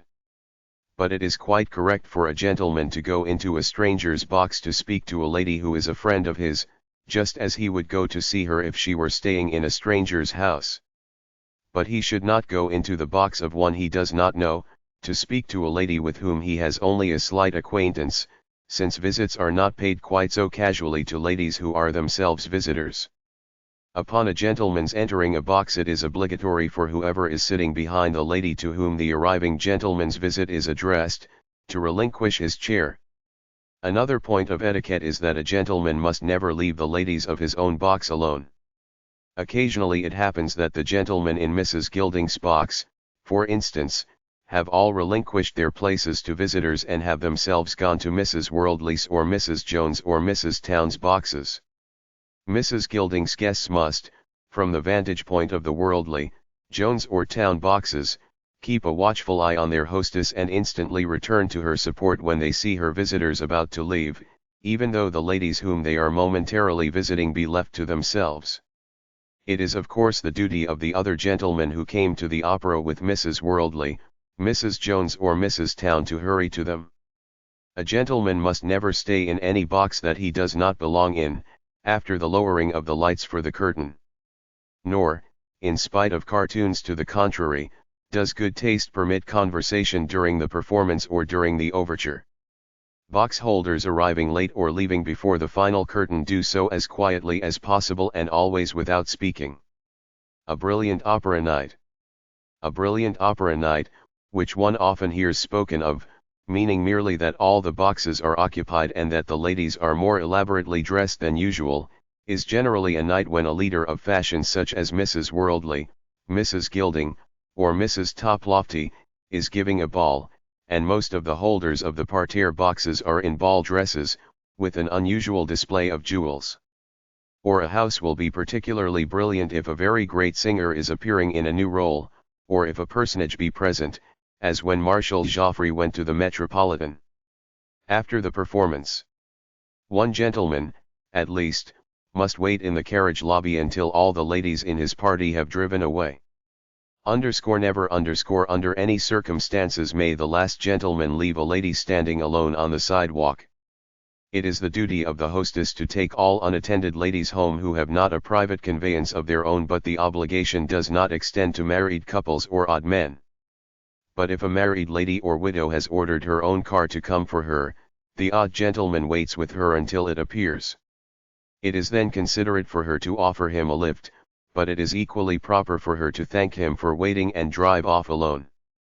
At the theater. New Yorkers of highest fashion almost never occupy a box at the theater.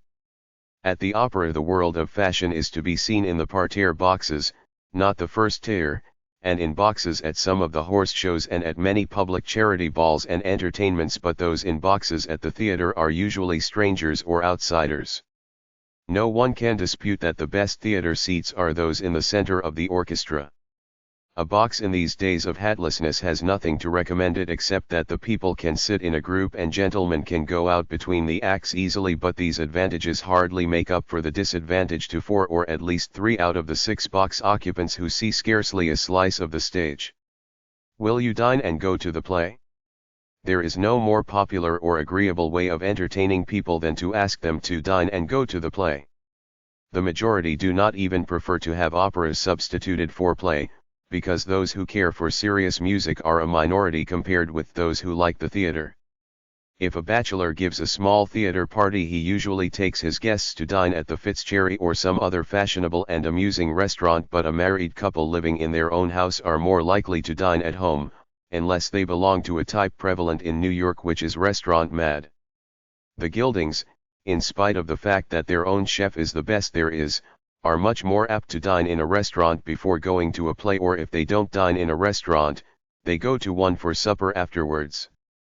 But the Normans, if they ask people to dine and go to the theater, invariably dine at home. A theater party can of course be of any size, but 6 or 8 is the usual number, and the invitations are telephoned. Will Mr. and Mrs. Lovejoy dine with Mr. and Mrs. Norman at 7:30 on Tuesday and go to the play? Or will Mr. and Mrs. Oldname dine with Mr. Club Window on Saturday at the Toit Door and go to the play? When Mr. and Mrs. Oldname accept with pleasure, a second message is given: dinner will be at 7:30. Mrs. Norman's guests go to her house. Mr. Doe's guests meet him in the foyer of the Toit Door. But the guests at both dinners are taken to the theater by their host. If a dinner is given by a hostess who has no car of her own, a guest will sometimes ask, "Don't you want me to have the car come back for us?" The hostess can either say to an intimate friend, "Why, yes, thank you very much," or to a more formal acquaintance, "No, thank you, just the same, I have ordered taxis." Or she can accept. There is no rule beyond her own feelings in the matter. Mr. Doe takes his guests to the theater in taxis. The Normans, if only the Lovejoys are dining with them, go in Mrs. Norman's little town car, but if there are to be 6 or 8, the ladies go in her car and the gentlemen follow in a taxi. Unless Mrs. Worldly or Mrs. Gilding are in the party and order their cars back. Tickets bought in advance. Before inviting anyone to go to a particular play, a hostess must be sure that good tickets are to be had. She should also try to get seats for a play that is new, since it is dull to take people to something they have already seen. This is not difficult in cities where new plays come to town every week, but in New York, where the same ones run for a year or more, it is often a choice between an old good one or a new one that is poor. If intimate friends are coming, a hostess usually asks them what they want to see and tries to get tickets accordingly. It is really unnecessary to add that one must never ask people to go to a place of public amusement and then stand in line to get seats at the time of the performance. Going down the aisle of a theater. The host, or whichever gentleman has the tickets, if there is no host, the hostess usually hands them to one of the gentlemen before leaving her house, goes down the aisle first and gives the checks to the usher, and the others follow in the order in which they are to sit and which the hostess must direct. It is necessary that each knows who follows whom, particularly if a theater party arrives after the curtain has gone up. If the hostess forgets, the guests always ask before trooping down the aisle, "How do you want us to sit?" For nothing is more awkward and stupid than to block the aisle at the row where their seats are, while their hostess sorts them, and worse yet, in her effort to be polite, sends the ladies to their seats first and then lets the gentlemen stumble across them to their own places. Going down the aisle is not a question of precedence but a question of seating. The one who is to sit 8th from the aisle, whether a lady or a gentleman, goes first, then the 7th, then the 6th, and if the gentleman with the checks is 5th, he goes in his turn and the 4th follows him. If a gentleman and his wife go to the theater alone, the question as to who goes down the aisle first depends on where the usher is. If the usher takes the checks at the head of the aisle, she follows the usher. Otherwise the gentleman goes first with the checks. When their places are shown him, he stands aside for his wife to take her place first and then he takes his. A lady never sits in the aisle seat if she is with a gentleman. Good manners at the theater. In passing across people who are seated, always face the stage and press as close to the backs of the seats you are facing as you can. Remember also not to drag anything across the heads of those sitting in front of you. At the moving pictures, especially when it is dark and difficult to see, a coat on an arm passing behind a chair can literally devastate the hairdressing of a lady occupying it. If you are obliged to cross in front of someone who gets up to let you pass, say thank you, or thank you very much, or I am very sorry. Do not say pardon me or beg pardon. Though you can say I beg your pardon. That, however, would be more properly the expression to use if you brushed your coat over their heads, or spilled water over them, or did something to them for which you should actually beg their pardon. But beg pardon, which is an abbreviation, is one of the phrases never said in best society. Gentlemen who want to go out after every act should always be sure to get aisle seats. There are no greater theater pests than those who come back after the curtain has gone up and temporarily snuff out the view of everyone behind, as well as annoy those who are obliged to stand up and let them by. Between the acts nearly all gentlemen go out and smoke at least once, but those wedged in far from the aisle, who file out every time the curtain drops, are utterly lacking in consideration for others. If there are 5 acts, they should at most go out for 2 entr'actes, and even then be careful to come back before the curtain goes up. Very inconsiderate to giggle and talk. Nothing shows less consideration for others than to whisper and rattle programs and giggle and even make audible remarks throughout a performance. Very young people love to go to the theater in droves called theater parties and absolutely ruin the evening for others who happen to sit in front of them. If Mary and Johnny and Susie and Tommy want to talk and giggle, why not arrange chairs in rows for them in a drawing room, turn on a phonograph as an accompaniment and let them sit there and chatter? If those behind you insist on talking, it is never good policy to turn around and glare. If you are young, they pay no attention, and if you are older, most young people think an angry older person the funniest sight on earth. The small boy throws a snowball at an elderly gentleman for no other reason. The only thing you can do is to say amiably, "I'm sorry, but I can't hear anything while you talk." If they still persist, you can ask an usher to call the manager. The sentimental may as well realize that every word said above a whisper is easily heard by those sitting directly in front, and those who tell family or other private affairs might do well to remember this also. As a matter of fact, comparatively few people are ever anything but well behaved. Those who arrive late and stand long, leisurely removing their wraps, and who insist on laughing and talking are rarely encountered. Most people take their seats as quietly and quickly as they possibly can, and are quite as much interested in the play and therefore as attentive and quiet as you are. A very annoying person at the movies is one who reads every caption out loud. Proper theater clothes. At the evening performance in New York, a lady wears a dinner dress, a gentleman a dinner coat, often called a tuxedo. Full dress is not correct, but those going afterwards to a ball can perfectly well go to the theater first if they do not make themselves conspicuous. A lady in a ball dress and many jewels should avoid elaborate hair ornamentation and must keep her wrap, or at least a sufficiently opaque scarf, about her shoulders to avoid attracting people's attention.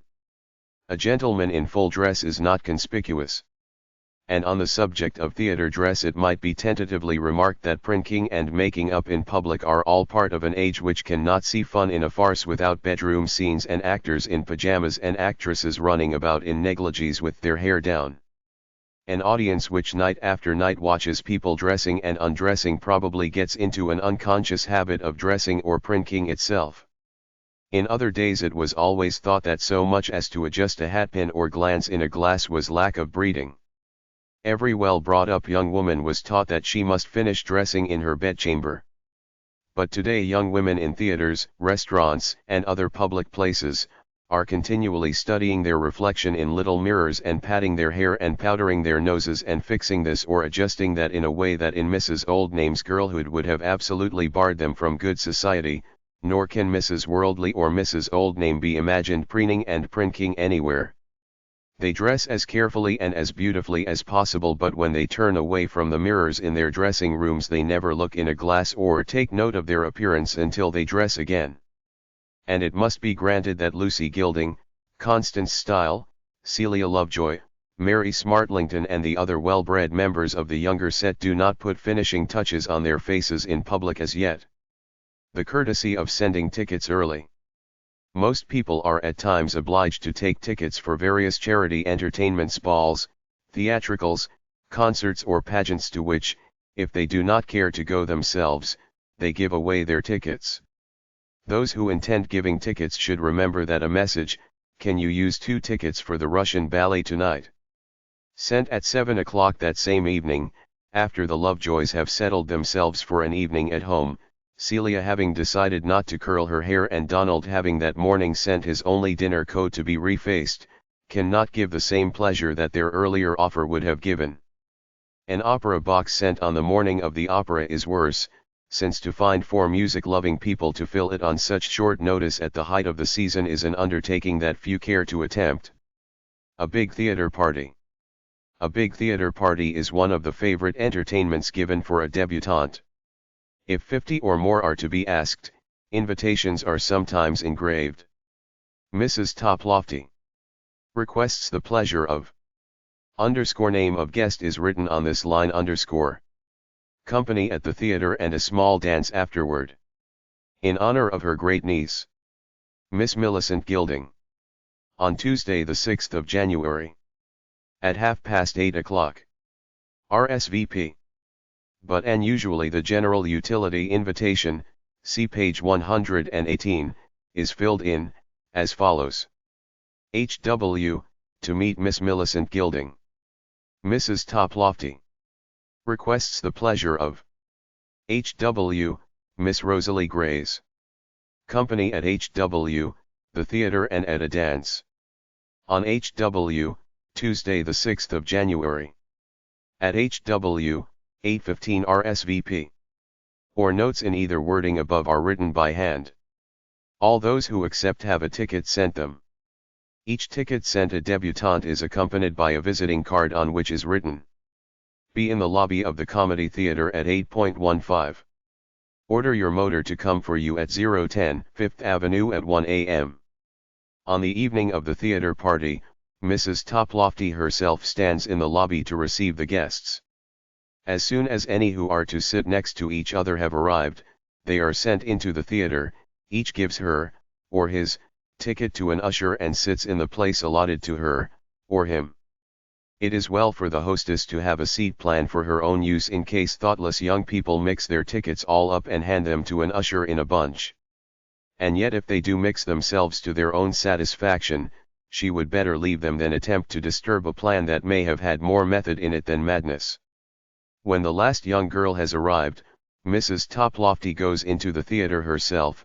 She does not bother to wait for any boys, and in this one instance she very likely sits in a stage box so as to keep her eye on them, and with her she has 2 or 3 of her own friends. After the theater, big motor buses drive them all either to the house of the hostess or to a hotel for supper and to dance.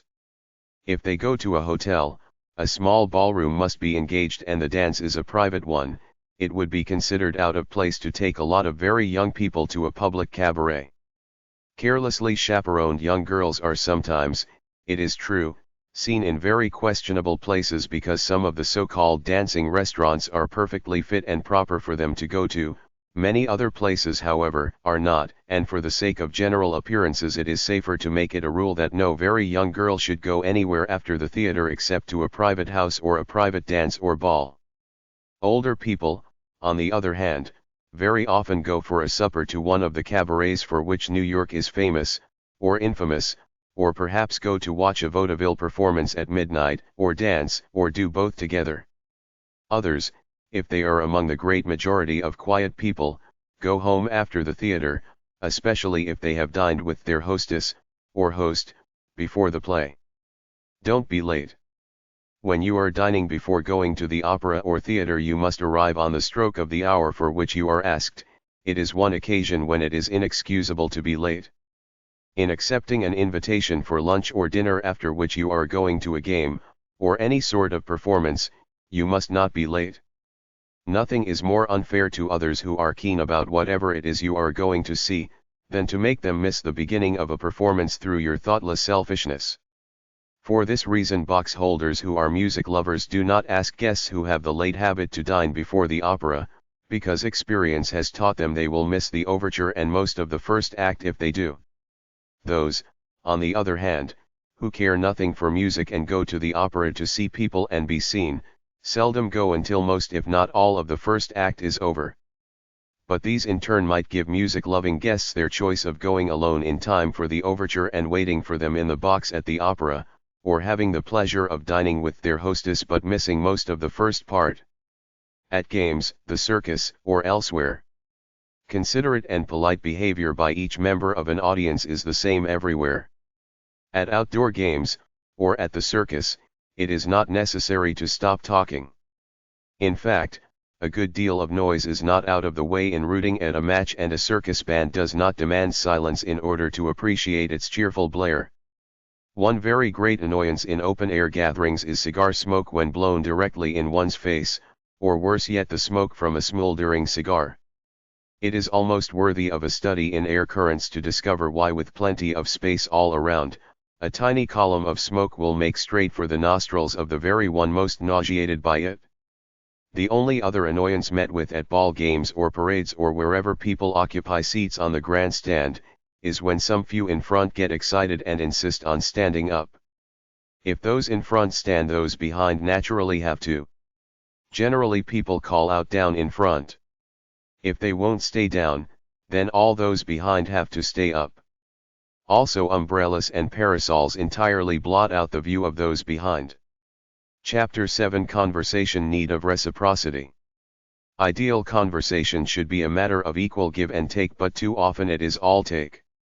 The voluble talker or chatterer rides his own hobby straight through the hours without giving anyone else, who might also like to say something, a chance to do other than exhaustedly await the turn that never comes.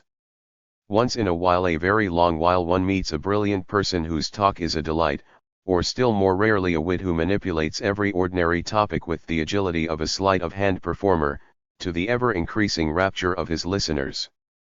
But as a rule, the man who has been led to believe that he is a brilliant and interesting talker has been led to make himself a rapacious pest.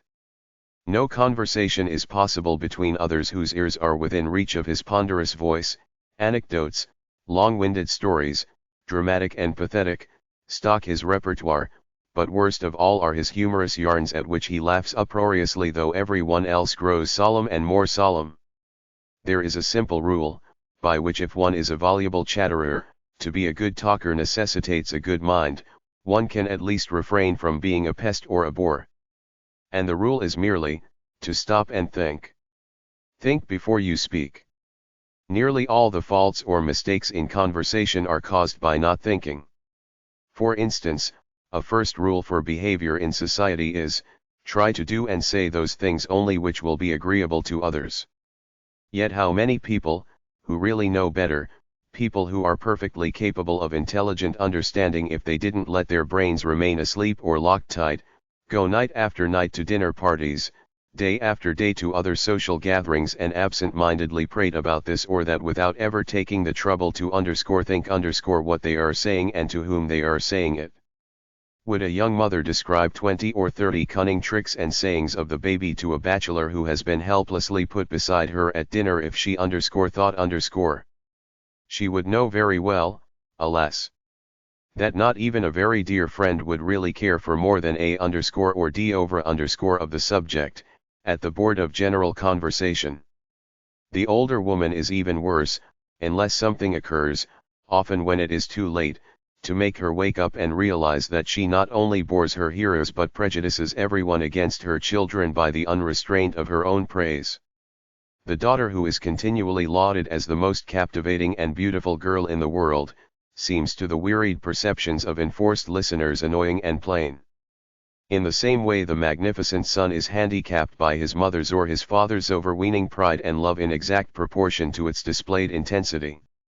On the other hand, the neglected wife, the unappreciated husband, the misunderstood child, takes on a glamour in the eyes of others equally out of proportion. That great love has seldom perfect wisdom is one of the great tragedies in the drama of life. In the case of the over-loving wife or mother, someone should love her enough to make her stop and think that her loving praise is not merely a question of boring her hearers but of handicapping unfairly those for whom she would gladly lay down her life, and yet few would have the courage to point out to her that she would far better lay down her tongue. The cynics say that those who take part in social conversation are bound to be either the bores or the bored, and that which you choose to be, is a mere matter of selection. And there must be occasions in the life of everyone when the cynics seem to be right. The man of affairs who, sitting next to an attractive-looking young woman, is regaled throughout dinner with the detailed accomplishments of the young woman's husband, the woman of intellect who must listen with interest to the droolings of an especially prosy man who holds forth on the super-everything of his own possessions, cannot very well consider that the evening was worth dressing, sitting up and going out for. People who talk too easily are apt to talk too much and at times imprudently, and those with vivid imagination are often unreliable in their statements. On the other hand, the man of silence who never speaks except when he has something worthwhile to say, is apt to wear well among his intimates but is not likely to add much to the gaiety of a party.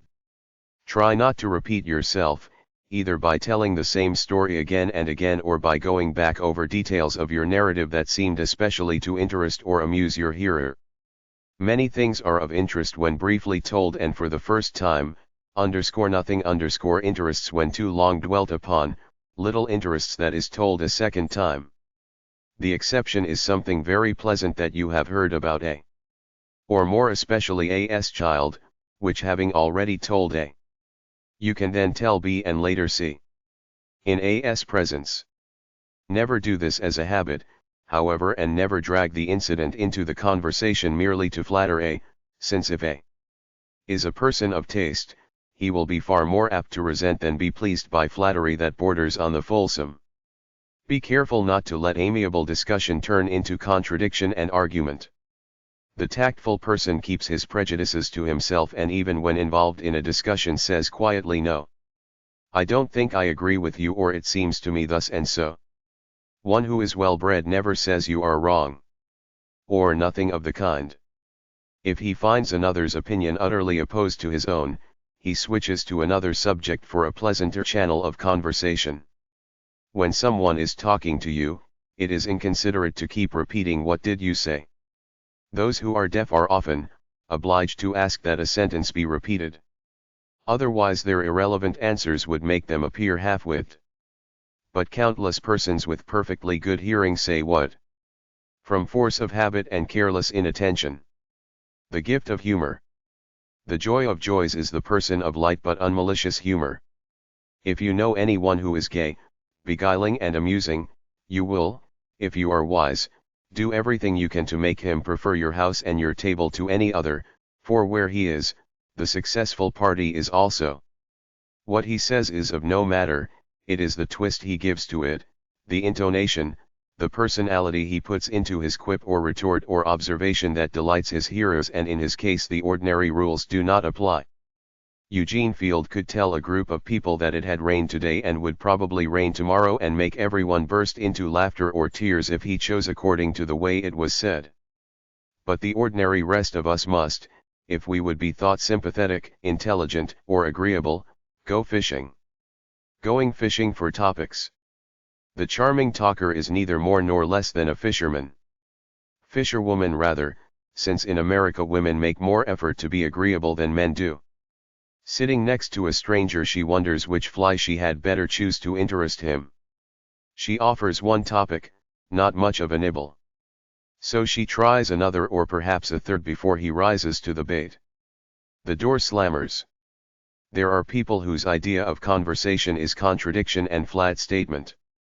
Finding yourself next to one of these, you venture. Have you seen any good plays lately? No, hate the theater. Which team are you for in the series? Neither. Only an idiot could be interested in baseball. Country must have a good many idiots. Mockingly. Obviously it has. Full stop. In desperation you veer to the personal. I've never seen Mrs. Bobo Gilding as beautiful as she is tonight. Nothing beautiful about her.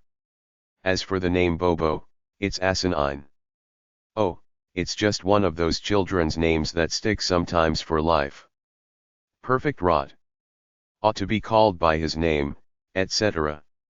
Another, not very different in type though different in method, is the self-appointed instructor whose proper place is on the lecture platform, not at a dinner table.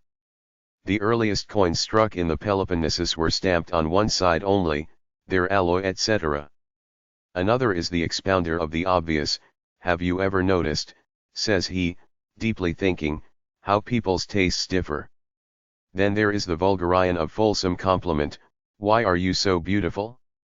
It is not fair to the others and so on. Tactless blunderers. Tactless people are also legion. The means to be agreeable elderly man says to a passy acquaintance, 20 years ago you were the prettiest woman in town, or in the pleasantest tone of voice to one whose only son has married. Why is it, do you suppose, that young wives always dislike their mothers-in-law? If you have any ambition to be sought after in society, you must not talk about the unattractiveness of old age to the elderly, about the joys of dancing and skating to the lame, or about the advantages of ancestry to the self-made. It is also dangerous, as well as needlessly unkind, to ridicule or criticize others, especially for what they can't help. If a young woman's familiar or otherwise lax behavior deserves censure, a casual unflattering remark may not add to your own popularity if your listener is a relative, but you can at least, without being shamefaced, stand by your guns. On the other hand, to say needlessly what an ugly girl, or what a half-wit that boy is, can be of no value except in drawing attention to your own tactlessness. The young girl who admired her own facile adjective said to a casual acquaintance, how can you go about with that moth-eaten, squint-eyed, bag of a girl? Because, answered the youth whom she had intended to dazzle, the lady of your flattering epithets happens to be my sister. It is scarcely necessary to say that one whose tactless remarks ride roughshod over the feelings of others, is not welcomed by many. The bore. A bore is said to be one who talks about himself when you want to talk about yourself. Which is superficially true enough, but a bore might more accurately be described as one who is interested in what does not interest you and insists that you share his enthusiasm, in spite of your disinclination.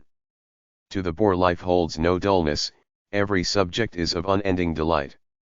A story told for the 1000th time has not lost its thrill, every tiresome detail is held up and turned about as a morsel of delectableness. To him each pea in a pod differs from another with the entrancing variety that artists find in tropical sunsets.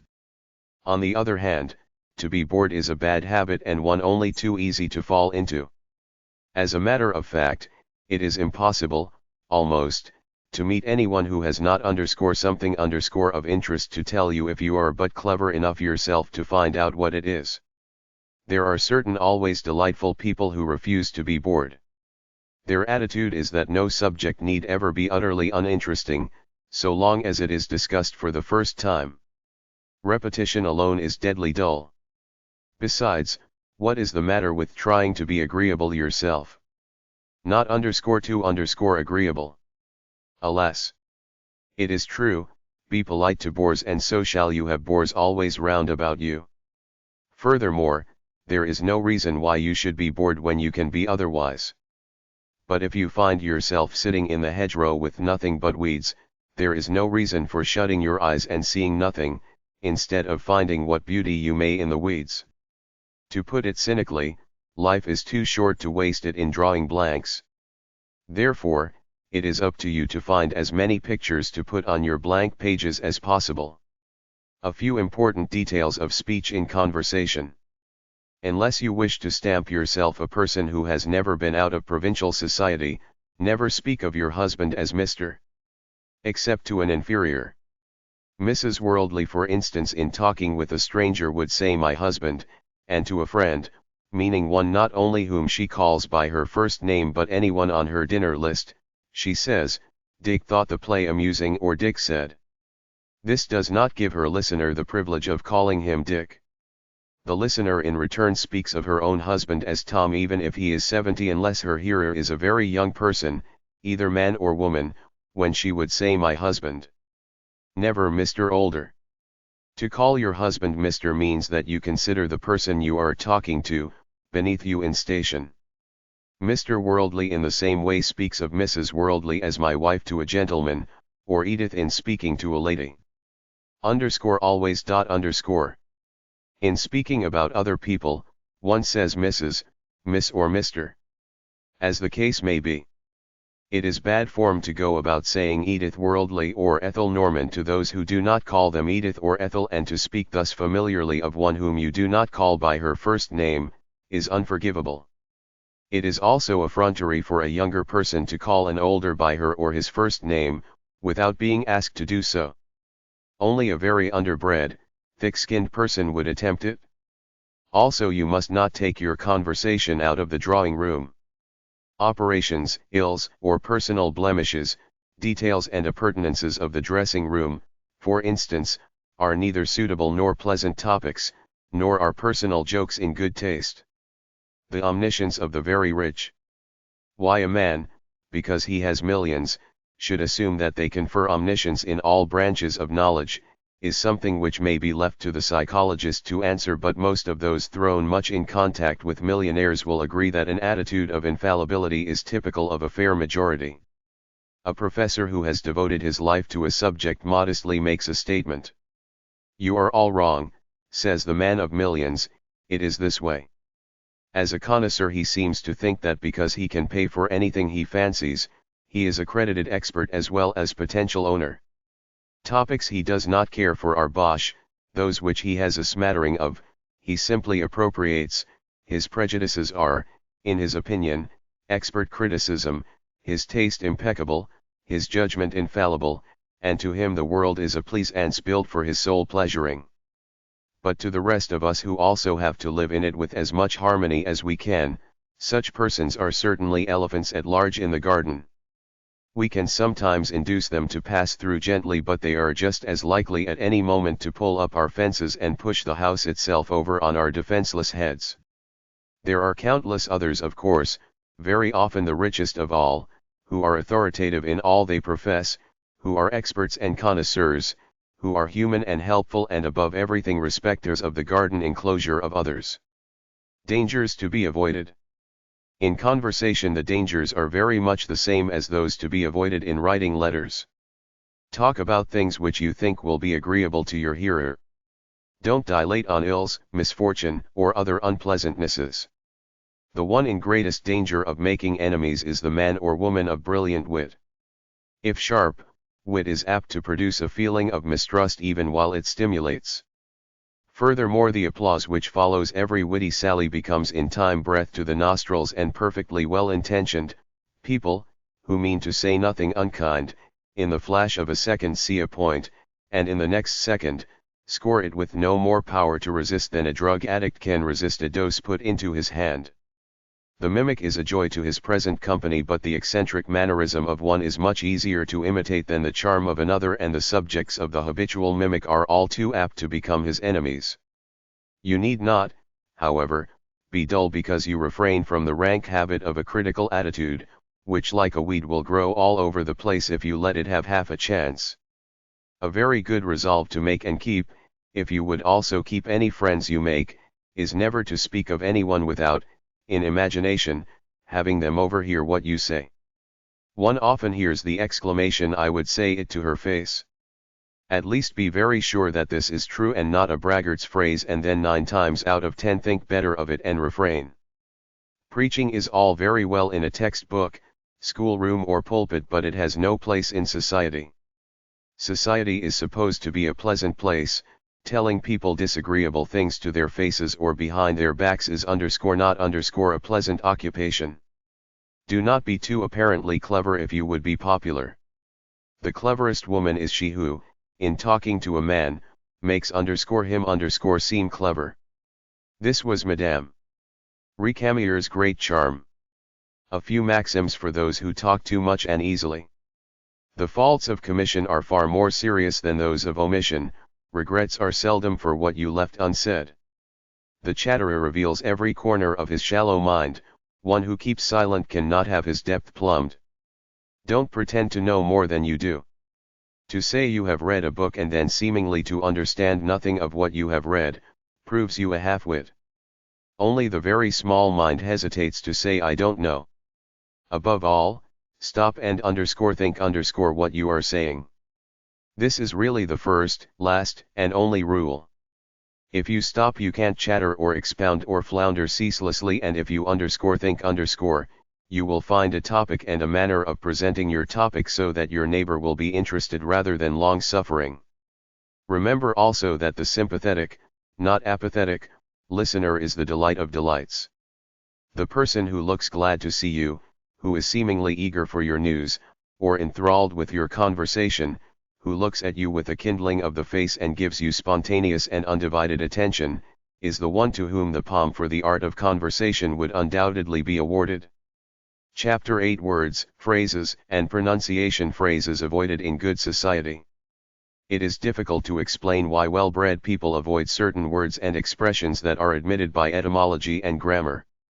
So it must be merely stated that they have and undoubtedly always will avoid them.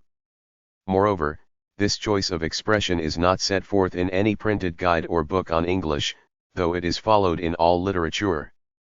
To liken best society to a fraternity, with the avoidance of certain seemingly unimportant words as the sign of recognition, is not a fantastic simile.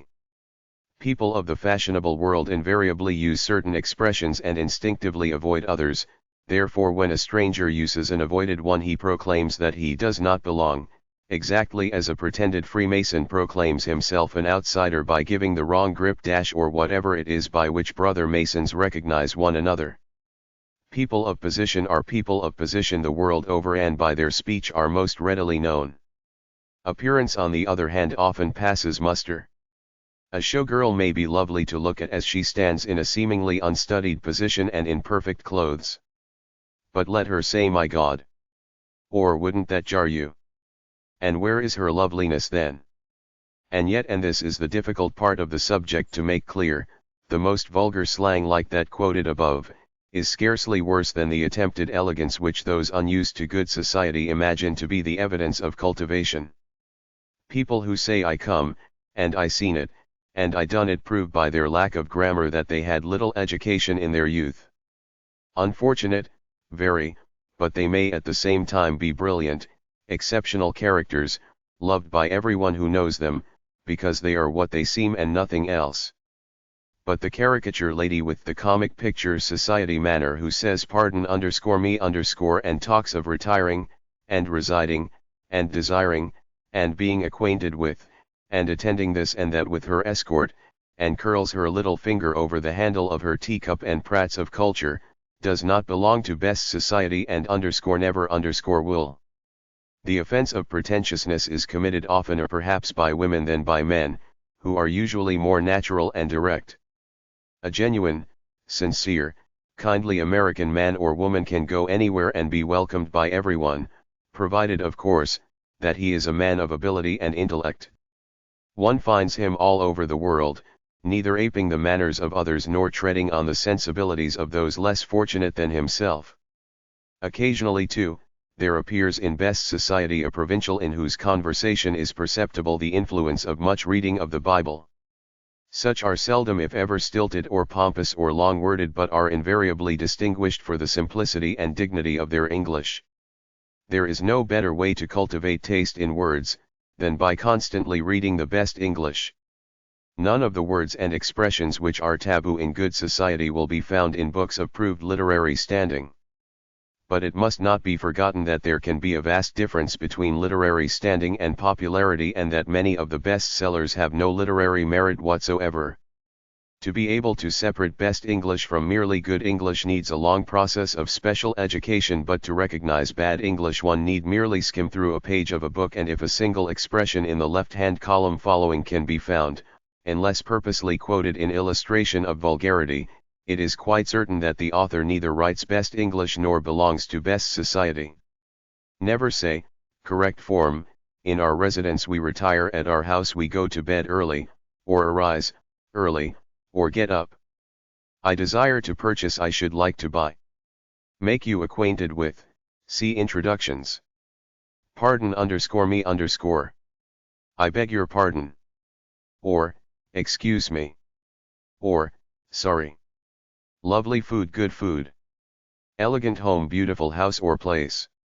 A stylish dresser, she dresses well, or she wears lovely clothes. Charmed. Or pleased to, how do you do? Meet you. Attended, went to. I trust one am not trespassing, I hope I am not in the way, unless trespassing on private property is actually meant. Request, meaning ask, used only in the third person in formal written invitations. Will you accord me permission? Will you let me? Or may I? Permit me to assist you, let me help you. Brainy, brilliant or clever. I presume, I suppose. Tendered him a banquet, gave him a dinner. Converse, talk. Partook of liquid refreshment, had something to drink. Perform ablutions, wash. A song entitled, called, proper if used in legal sense. I will ascertain, I will find out. Residence or mansion, house, or big house. In the home, in someone's house or at home. Phone, photo, auto, telephone, photograph, automobile. Tintinnabulary summons, meaning bell, and bovine continuation, meaning cow's tail, are more amusing than offensive, but they illustrate the theory of bad style that is pretentious. As examples of the very worst offenses that can be committed, the following are offered. Pray, accept my thanks for the flattering ovation you have tendered me. Yes, says the preposterous bride, I am the recipient of many admired and highly prized gifts. Will you permit me to recall myself to you? Speaking of bridesmaids as pretty servitors, dispensing hospitality, asking anyone to step this way. Many other expressions are provincial, and one who seeks purity of speech should, if possible, avoid them, but as offenses they are minor. Reckon, guess, calculate, or figure, meaning think. Allow, meaning agree. Folks, meaning family. Cute, meaning pretty or winsome. Well, I declare. Pon my word. Box party, meaning sitting in a box at the theater. Visiting with, meaning talking to. There are certain words which have been singled out and misused by the undiscriminating until their value is destroyed. Long ago elegant was turned from a word denoting the essence of refinement and beauty, into gaudy trumpery. Refined is on the verge. But the pariah of the language is culture. A word rarely used by those who truly possess it, but so constantly misused by those who understand nothing of its meaning, that it is becoming a synonym for vulgarity and imitation. To speak of the proper use of a finger bowl or the ability to introduce two people without a blunder as being evidence of culture of the highest degree is precisely as though evidence of highest education were claimed for whoever can do sums in addition and read words of one syllable. Culture in its true meaning is widest possible education, _ a special refinement and taste. The fact that slang is apt and forceful makes its use irresistibly tempting. Coarse or profane slang is beside the mark, but flivver, taxi, the movies, deadly, meaning dull, feeling fit, feeling blue, grafter, a fake, grouch, hunch and right-o are typical of words that it would make our spoken language stilted to exclude. All expressions are little foxes that spoil the grapes of perfect diction, but they are very little foxes. It is the false elegance of stupid pretentiousness that is an annihilating blight which destroys root and vine. In the choice of words, we can hardly find a better guide than the lines of Alexander Pope. In words, as fashions, the same rule will hold, alike fantastic, if too new, or old, be not the first by whom the new are tried, nor yet the last to lay the old aside. Pronunciation. Traits of pronunciation which are typical of whole sections of the country, or accents inherited from European parents, must not be confused with crude pronunciations that have their origin in illiteracy. A gentleman of Irish blood may have a brogue as rich as plum cake, or another's accent be soft Southern or flat New England, or rolling Western, and to each of these the utterance of the others may sound too flat, too soft, too harsh, too refined, or drawled, or clipped short but not uncultivated. To a New York ear, which ought to be fairly unbiased since the New York accent is a composite of all accents, English women chirrup and twitter. But the beautifully modulated, clear-clipped enunciation of a cultivated Englishman, one who can move his jaws and not swallow his words whole, comes as near to perfection in English as the diction of the Comédie Française comes to perfection in French. The Boston accent is very crisp and in places suggestive of the best English, but the vowels are so curiously flattened that the speech has a saltless effect. There is no rhyming word as flat as the way they say heart-hot. And bone and coat-bon, caught, to rhyme with ah. Then south, there is too much salt, rather too much sugar. Everyone's mouth seems full of it, with I turn to ah and every staccato a drawl. But the voices are full of sweetness and music unknown north of the Potomac. The Pennsylvania burr is perhaps the mother of the Western one. It is strong enough to have mothered all the R's in the war RRLD. Philadelphia's how and co for how and cow, and me for my is quite as bad as the water R and thought of the West. Anyok is supposed to say yeah and Omurica and Tuesday, and Puddin. Probably 5% of it does, but as a whole it has no accent, since it is a composite of all in one. In best New York society there is perhaps a generally accepted pronunciation which seems chiefly an elimination of the accents of other sections. Probably that is what all people think of their own pronunciation. Or do they not know, whether their inflection is right or wrong? Nothing should be simpler to determine. If they pronounce according to a standard dictionary, they are correct. If they don't, they have an accent or are ignorant. It is for them to determine which.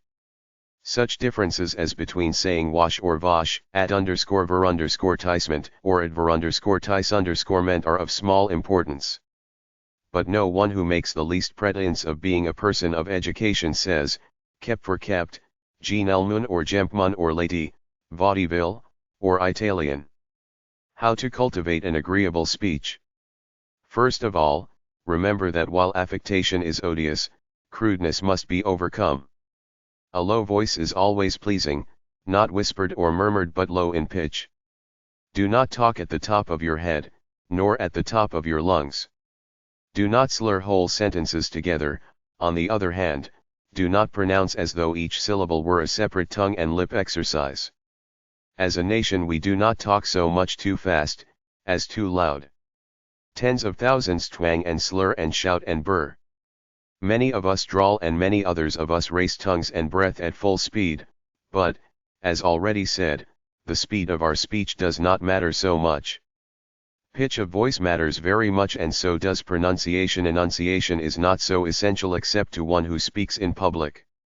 Enunciation means the articulation of whatever you have to say distinctly and clearly. Pronunciation is the proper sounding of consonants, vowels, and the accentuation of each syllable.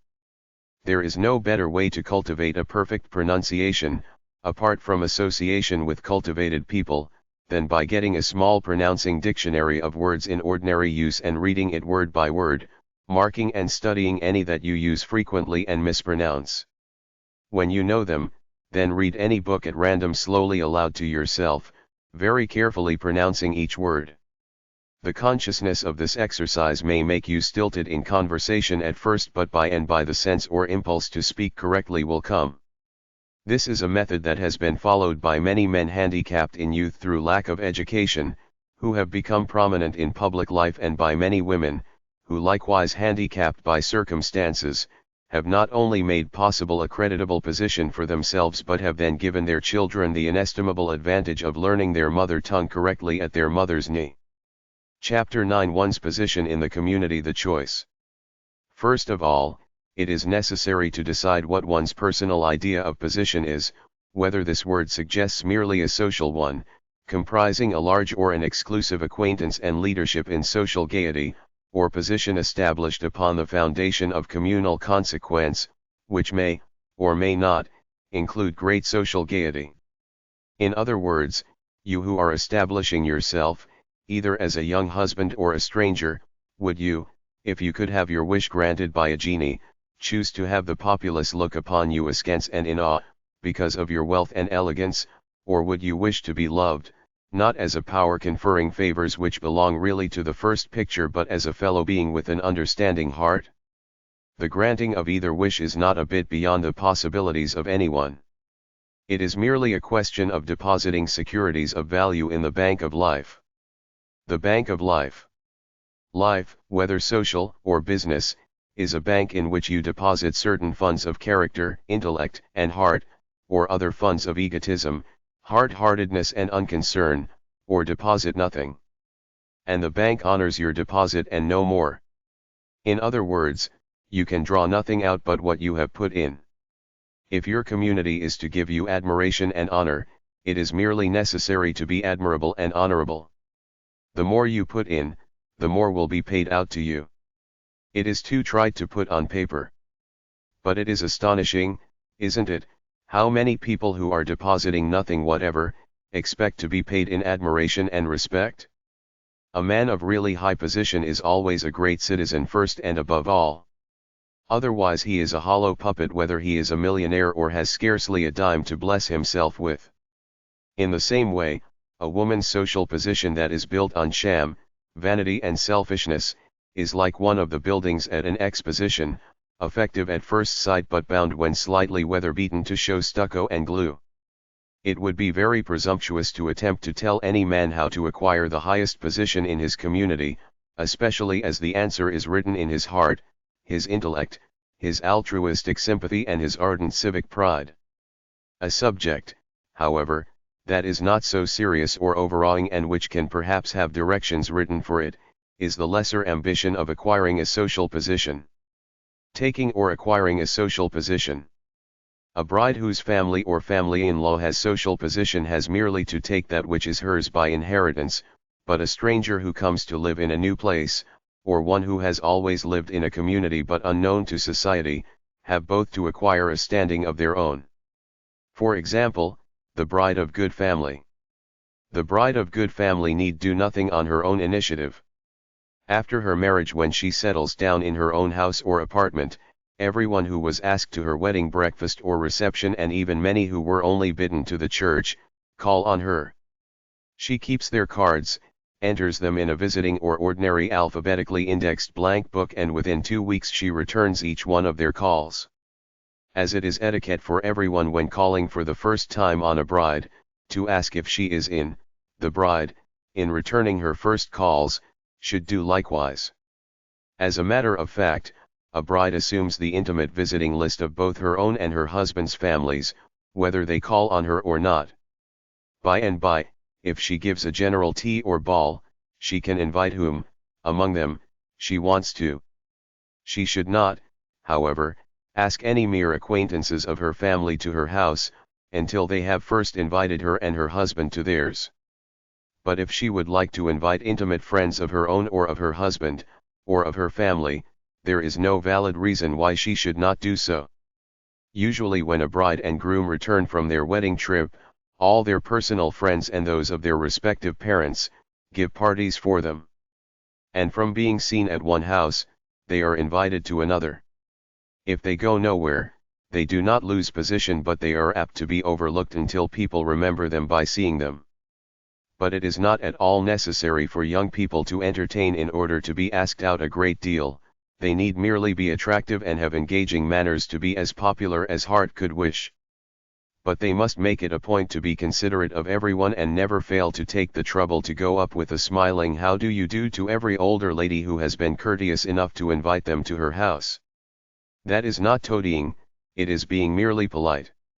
To go up and gush is a very different matter, and to go up and gush over a prominent hostess who has never invited them to her house, is toadying, and of a very cheap variety. A really well-bred person is as charming as possible to all but effusive to none, and shows no difference in manner either, to the high or to the lowly when they are of equally formal acquaintance. The bride who is a stranger.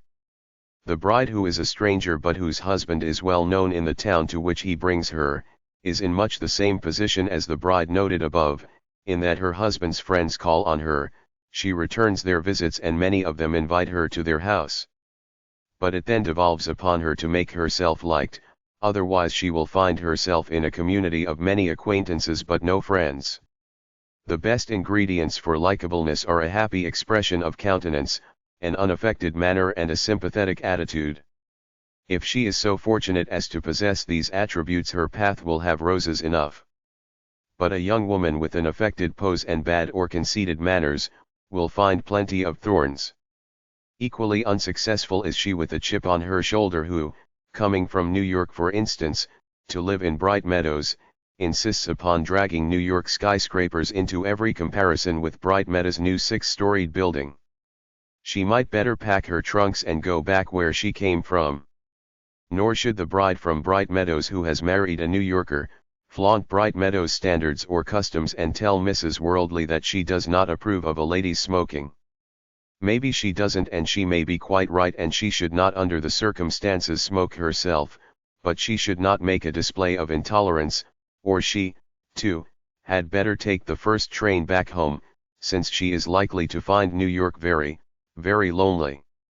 How total strangers acquire social standing. When new people move into a community, bringing letters of introduction to prominent citizens, they arrive with an already made position, which ranks in direct proportion to the standing of those who wrote the introductions. Since, however, no one but persons of position are eligible to letters of importance, there would be no question of acquiring position which they have, but merely of adding to their acquaintance. As said in another chapter, people of position are people of position the world over, and all the cities strung around the whole globe are like so many chapter houses of a brotherhood, to which letters of introduction open the doors. However, this is off the subject, which is to advise those who have no position, or letters, how to acquire the former. It is a long and slow road to travel, particularly long and slow for a man and his wife in a big city. In New York people could live in the same house for generations and not have their next door neighbor know them even by sight. But no other city, except London, is as unaware as that. When people move to a new city, or town, it is usually because of business. The husband at least makes business acquaintances, but the wife is left alone.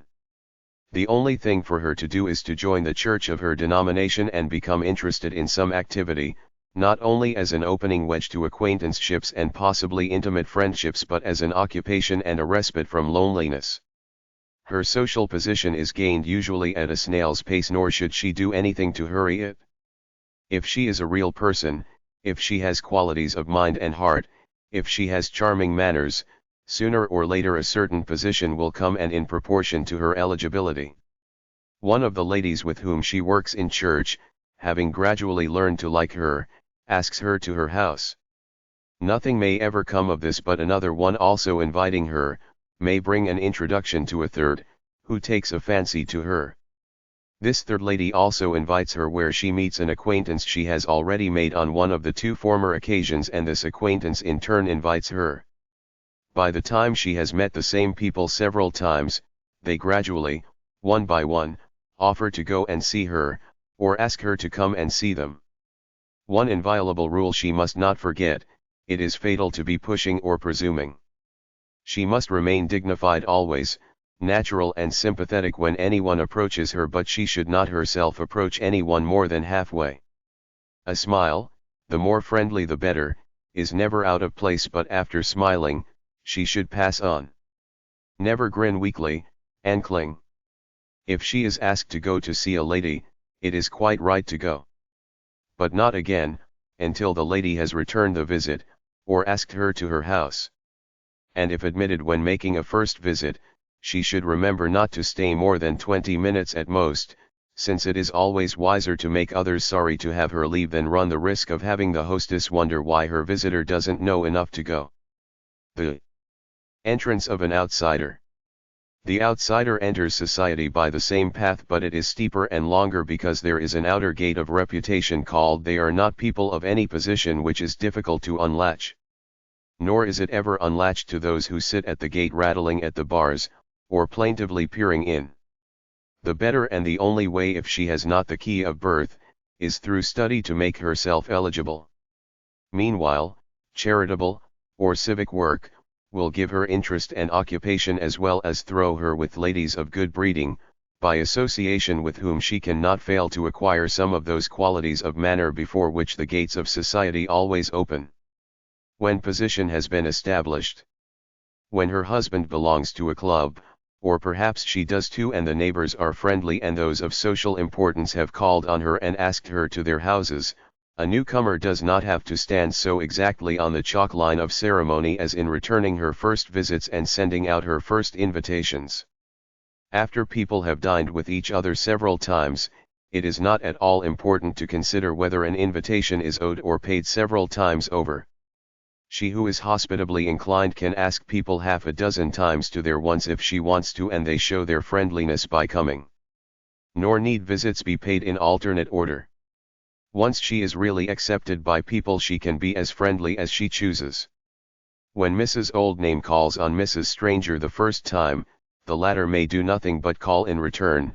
It would be the height of presumption to invite one of conspicuous prominence until she has first been invited by her. Nor may the strangers ask the Oldnames to dine after being merely invited to a tea. But when Mrs. Oldname asks Mrs. Stranger to lunch, the latter might then invite the former to dinner, after which, if they accept, the strangers can continue to invite them on occasion, whether they are invited in turn or not, especially if the strangers are continually entertaining and the Oldnames are not. But on no account must the strangers' parties be arranged solely for the benefit of any particular fashionables. The strangers can also invite to a party any children whom their own children know at school, and Mrs. Stranger can quite properly go to fetch her own children from a party to which their schoolmates invited them. Money not essential to social position. Bachelors, unless they are very well off, are not expected to give parties, nor for that matter are very young couples. All hostesses go on asking single men and young people to their houses without it ever occurring to them that any return other than politeness should be made.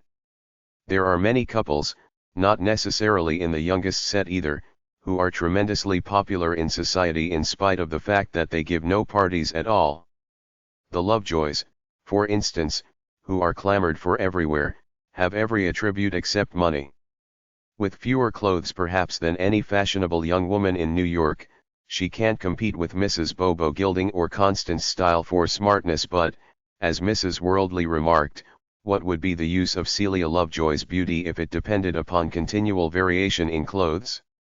The only entertaining the Lovejoys ever do is limited to afternoon tea and occasional Welsh rarebit suppers. But they return every bit of hospitality shown them by helping to make a party go wherever they are. Both are amusing, both are interesting, both do everything well. They can't afford to play cards for money, but they both play a very good game and the table is delighted to carry them, or they play at the same table against each other. This, by the way, is another illustration of the conduct of a gentleman. If young Lovejoy played for money he would win undoubtedly in the long run because he plays unusually well, but to use card playing as a means of making money would be contrary to the ethics of a gentleman, just as playing for more than can be afforded turns a game into gambling. An elusive point essential to social success. The sense of whom to invite with whom is one of the most important and elusive points in social knowledge. The possession or lack of it is responsible more than anything else for the social success of one woman and the failure of another. And as it is almost impossible, without advice, for any stranger anywhere to know which people like or dislike each other, the would-be hostess must either by means of natural talent or more likely by trained attention, read the signs of liking or prejudice much as a woodsman reads a message in every broken twig or turned leaf. One who can read expression, perceives at a glance the difference between friendliness and polite aloofness. When a lady is unusually silent, strictly impersonal in conversation and entirely unapproachable, something is not to her liking. The question is, what? Or usually, whom? The greatest blunder possible would be to ask her what the matter is. The cause of annoyance is probably that she finds someone distasteful, and it should not be hard for one whose faculties are not asleep to discover the offender and if possible separate them, or at least never ask them together again. Chapter X: Cards and Visits. Usefulness of cards. Who was it that said in the Victorian era probably, and a man of course, the only mechanical tool ever needed by a woman is a hairpin? He might have added that with a hairpin and a visiting card, she is ready to meet most emergencies. Although the principal use of a visiting card, at least the one for which it was originally invented to be left as an evidence of one person's presence at the house of another, is going gradually out of ardent favor in fashionable circles, its usefulness seems to keep a nicely adjusted balance. In New York, for instance, the visiting card has entirely taken the place of the written note of invitation to informal parties of every description. Messages of condolence or congratulation are written on it, it is used as an endorsement in the giving of an order, it is even tacked on the outside of express boxes. The only employment of it which is not as flourishing as formerly is its being left in quantities and with frequency at the doors of acquaintances. This will be explained further on. A card size and engraving.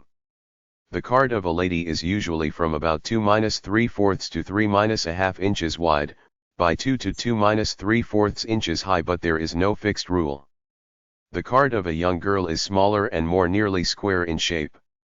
About 2 inches high by 2-1/2 or 2-5/8 inches long, depending upon the length of the name. Young girls use smaller cards than older ladies. A gentleman's card is long and narrow, from 2-7/8 to 3-1/4 inches long and from 1-1/4 to 1-5/8 inches high. All visiting cards are engraved on white unglazed Bristol board, which may be of medium thickness or thin, as one fancies. A few years ago there was a fad for cards as thin as writing paper, but one seldom sees them in America now. The advantage of a thin card is that a greater quantity may be carried easily. The engraving most in use today is shaded block. Script is seldom seen, but it is always good form, and so is plain block, but with the exception of Old English all ornate lettering should be avoided. All people who live in cities should have the address in the lower right corner, engraved in smaller letters than the name. In the country, addresses are not important, as everyone knows where everyone else lives. People who have town and country houses usually have separate cards, though not necessarily a separate plate. Economical engraving. The economically inclined can have several varieties of cards printed from one plate. The cards would vary somewhat in size in order to center the wording. Example. The plate. Mr. and Mrs. Gilding, Miss Gilding 00, 5th Avenue Golden Hall. May be printed. Miss Gilding's name should never appear on a card with both her mother's and father's, so her name being out of line under the Mr. and Mrs. Engraving makes no difference.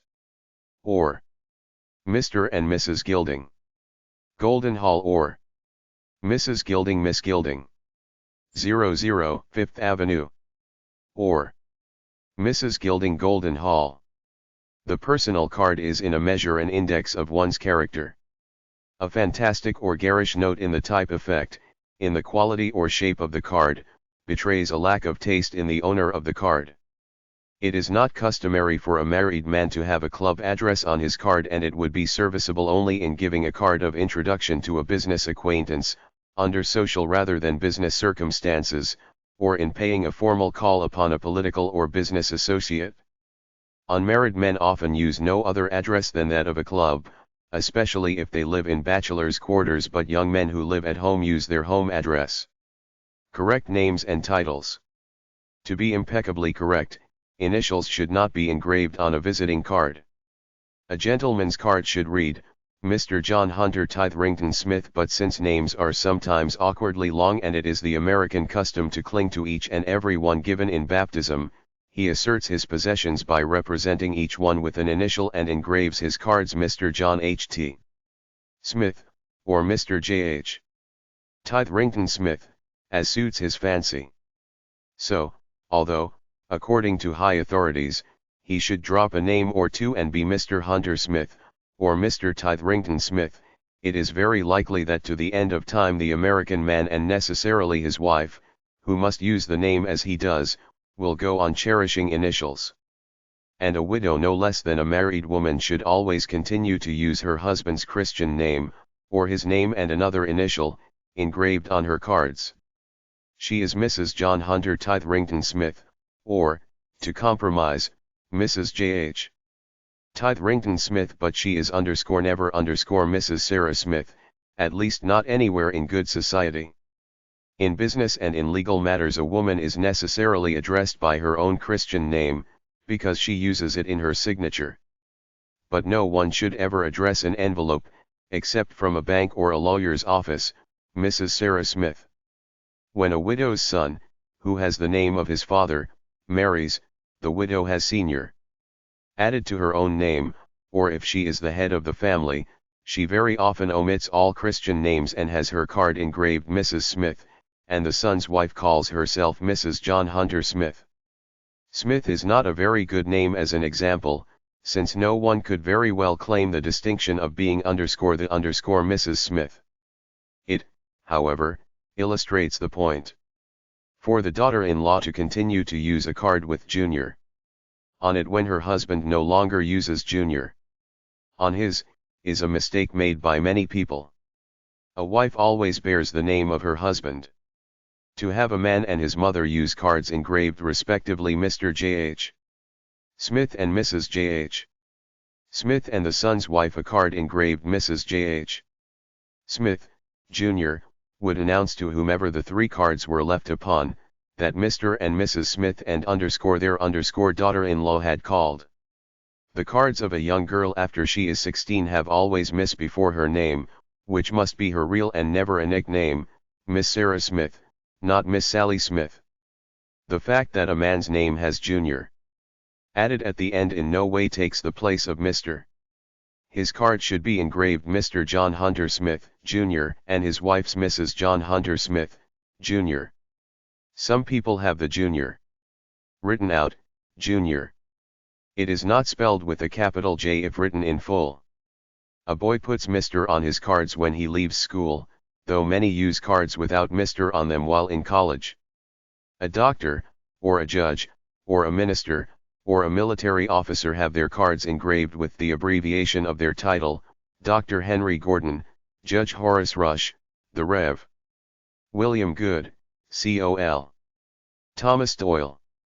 The double card reads, Dr. and Mrs. Henry Gordon, Hon. and Mrs., etc. A woman who has divorced her husband retains the legal as well as the social right to use her husband's full name, in New York State at least. Usually she prefers, if her name was Alice Green, to call herself Mrs. Green Smith, not Mrs. Alice Smith, and on no account Mrs. Alice Green unless she wishes to give the impression that she was the guilty one in the divorce. Children's cards. That very little children should have visiting cards is not so silly as might at first thought be supposed. To acquire perfect manners and those graces of deportment that Lord Chesterfield so ardently tried to instill into his son, training cannot begin early enough, since it is through lifelong familiarity with the niceties of etiquette that much of the distinction of those to the manner born is acquired. Many mothers think it good training for children to have their own cards, which they are taught not so much to leave upon each other after parties, as to send with gifts upon various occasions. At the rehearsal of a wedding, the tiny twin flower girls came carrying their wedding present for the bride between them, to which they had themselves attached their own small visiting cards.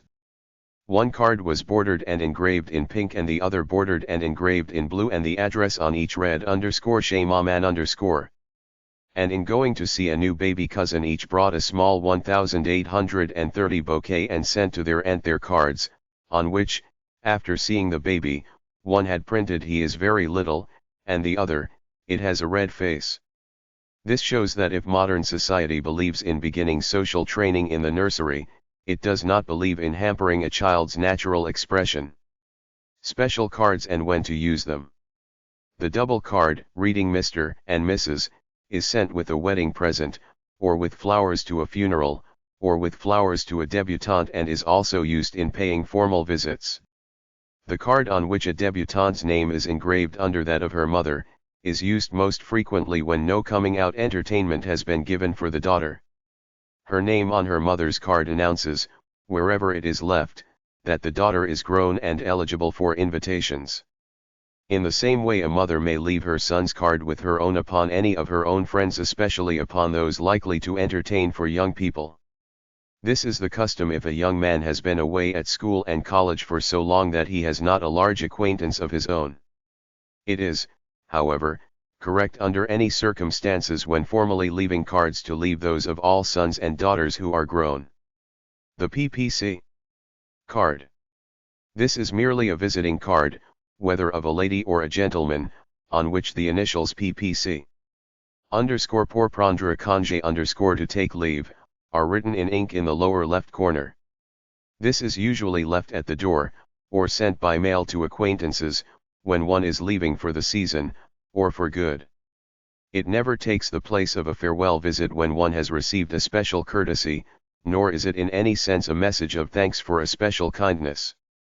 In either of these instances, a visit should be paid or a note of farewell and thanks written. Cards of new or temporary address. In cities where there is no social register or other printed society list, one notifies acquaintances of a change of address by mailing a visiting card. Cards are also sent, with a temporary address written in ink, when one is in a strange city and wishes to notify friends where one is stopping. It is also quite correct for a lady to mail her card with her temporary address written on it to any gentleman whom she would care to see and who she is sure would like to see her. When cards are sent. When not intending to go to a tea or a wedding reception, the invitation to which did not have RSVP on it and require an answer, one should mail cards to the hostess so as to arrive on the morning of the entertainment.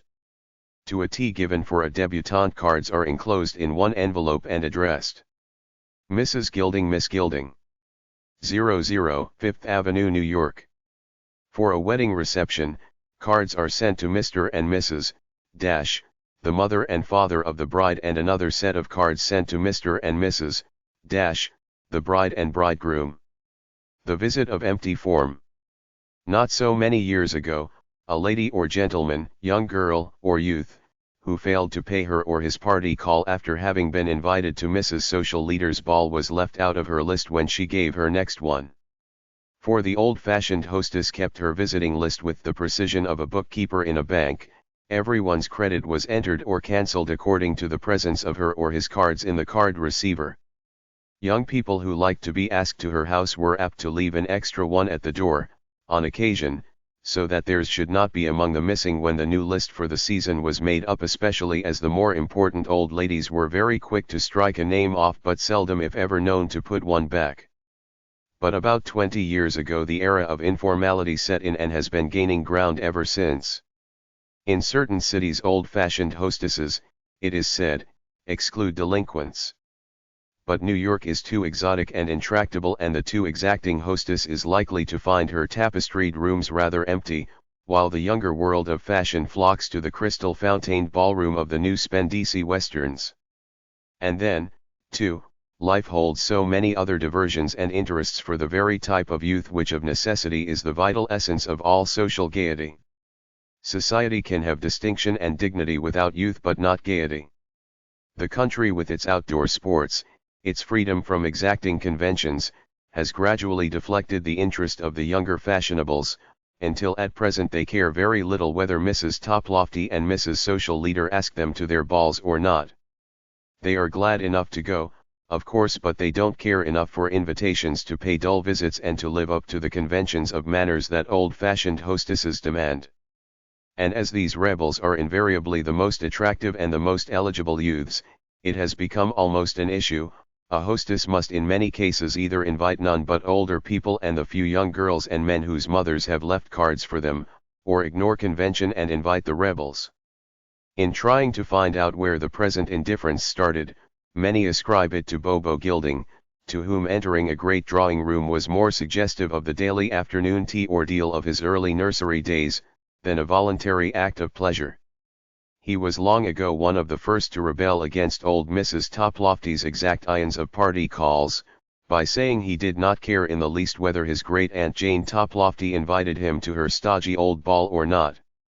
And then Lucy Wellborn, the present Mrs. Bobo Gilding, did not care much to go either if none of her particular men friends were to be there. Little she cared to dance the cotillion with old Colonel Bluffington or to go to supper with that odious Hector Newman.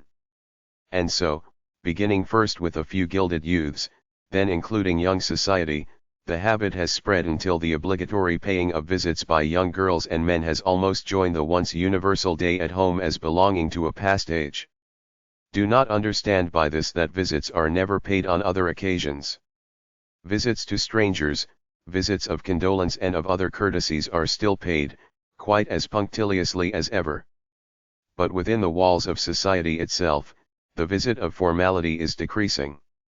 One might almost say that in certain cities society has become a family affair. Its walls are as high as ever, higher perhaps to outsiders, but among its own members, such customs as keeping visiting lists and having days at home, or even knowing who owes a visit to whom, is not only unobserved but is unheard of. But because punctilious card leaving, visiting and days at home have gone out of fashion in New York, is no reason why these really important observances should not be, or are not, in the height of fashion elsewhere. Nor, on the other hand, must anyone suppose because the younger fashionables in New York pay few visits and never have days at home, that they are a bit less careful about the things which they happen to consider essential to good breeding. The best type of young men pay few, if any, party calls, because they work and they exercise, and whatever time is left over, if any, is spent in their club or at the house of a young woman, not tête-à-tête but invariably playing bridge.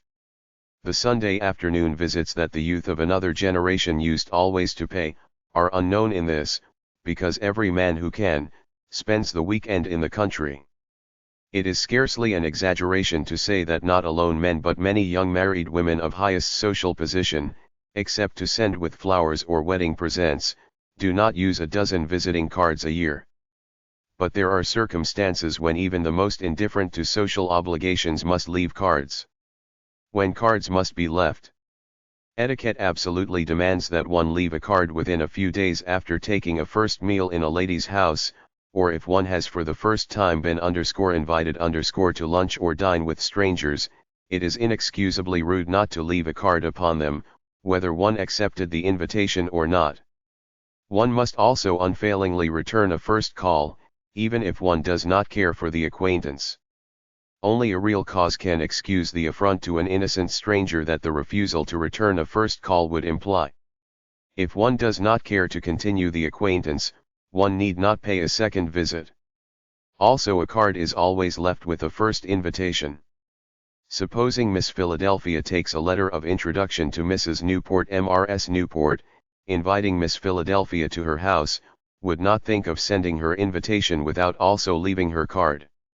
Good form demands that a visit be paid before issuing a_first invitation_.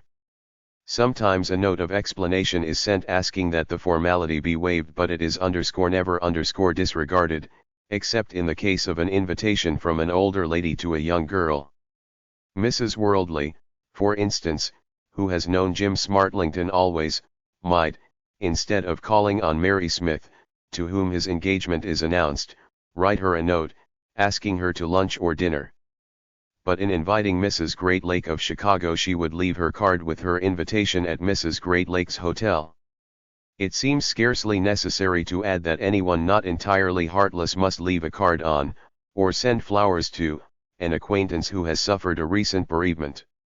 One should also leave cards of inquiry or send flowers to sick people. Invitation in place of returned visit. Books on etiquette seem agreed that sending an invitation does not cancel the obligation of paying a visit, which may be technically correct, but fashionable people, who are in the habit of lunching or dining with each other 2 or 3 times a season, pay no attention to visits whatever. Mrs. Norman calls on Mrs. Gilding. Mrs. Gilding invites the Normans to dinner. They go. A short time afterward Mrs. Norman invites the Gildings, or the Gildings very likely again invite the Normans. Some evening, at all events, the Gildings dine with the Normans.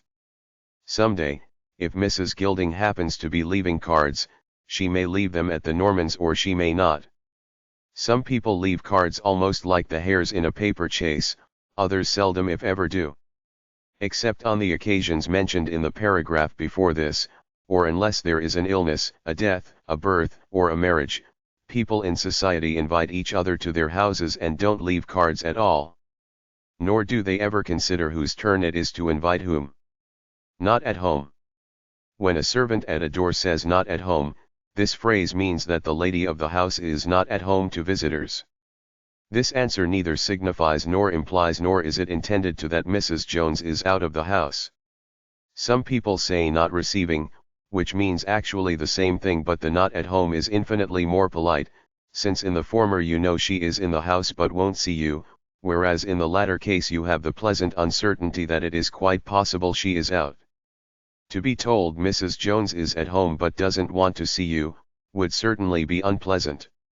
And to beg to be excused except in a case of illness or bereavement has something very suggestive of a cold shoulder. But not at home means that she is not sitting in the drawing room behind her tea tray, that and nothing else. She may be out or she may be lying down or otherwise occupied. Nor do people of the world find the slightest objection if a hostess, happening to recognize the visitor as a particular friend, calls out, "Do come in. I am at home to you, anyone who talks about this phrase as being a white lie either doesn't understand the meaning of the words, or is going very far afield to look for untruth. To be consistent, these over-literals should also exact that when a guest inadvertently knocks over a teacup and stains a sofa, the hostess instead of saying it is nothing at all. Please don't worry about it, ought for the sake of truth to say, see what your clumsiness has done. You have ruined my sofa. And when someone says how are you? Instead of answering very well, thank you, the same truthful one should perhaps take an hour by the clock and mention every symptom of indisposition that she can accurately subscribe to. While not at home is merely a phrase of politeness, to say I am out after a card has been brought to you is both an untruth and an inexcusable rudeness. Or to have an inquiry answered, I don't know but I'll see, and then to have the servant, after taking a card, come back with the message Mrs. Jones is out cannot fail to make the visitor feel rebuffed.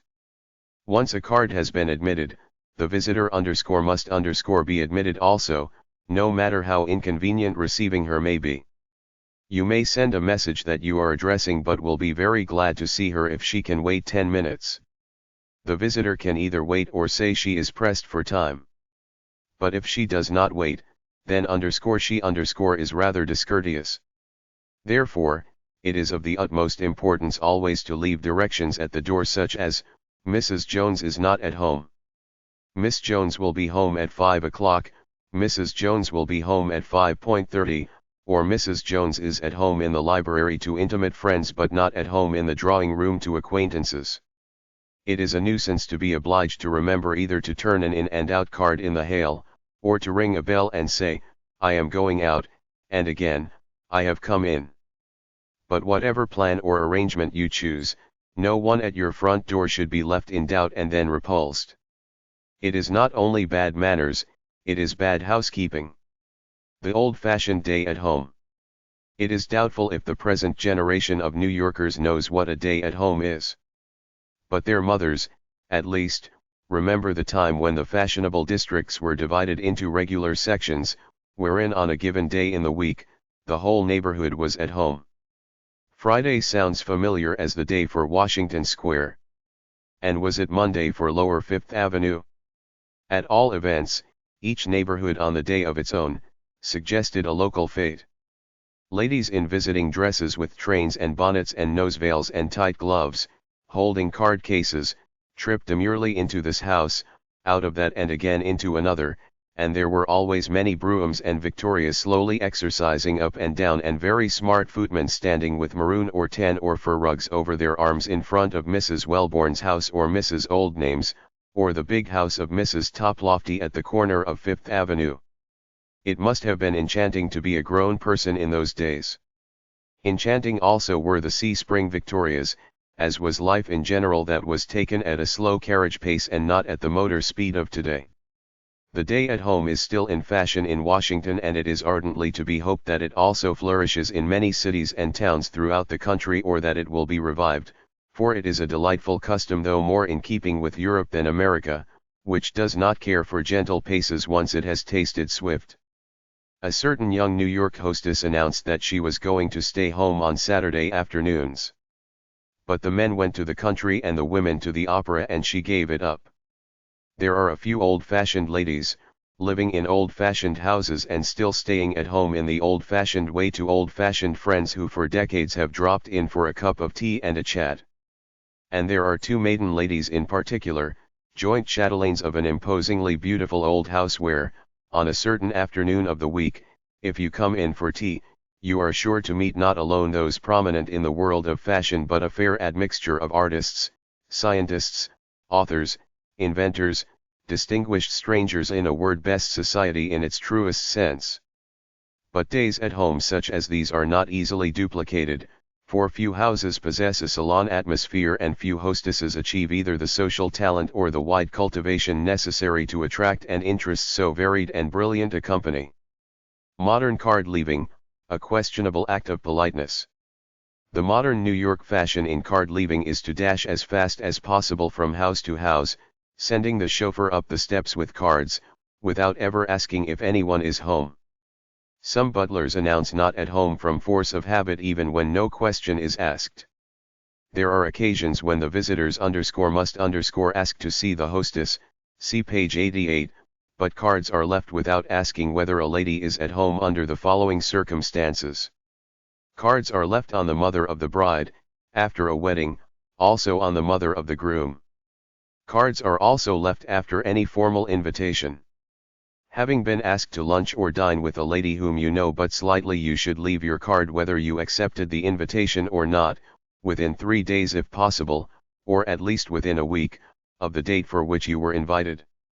It is not considered necessary, in New York at least, to ask if she is at home.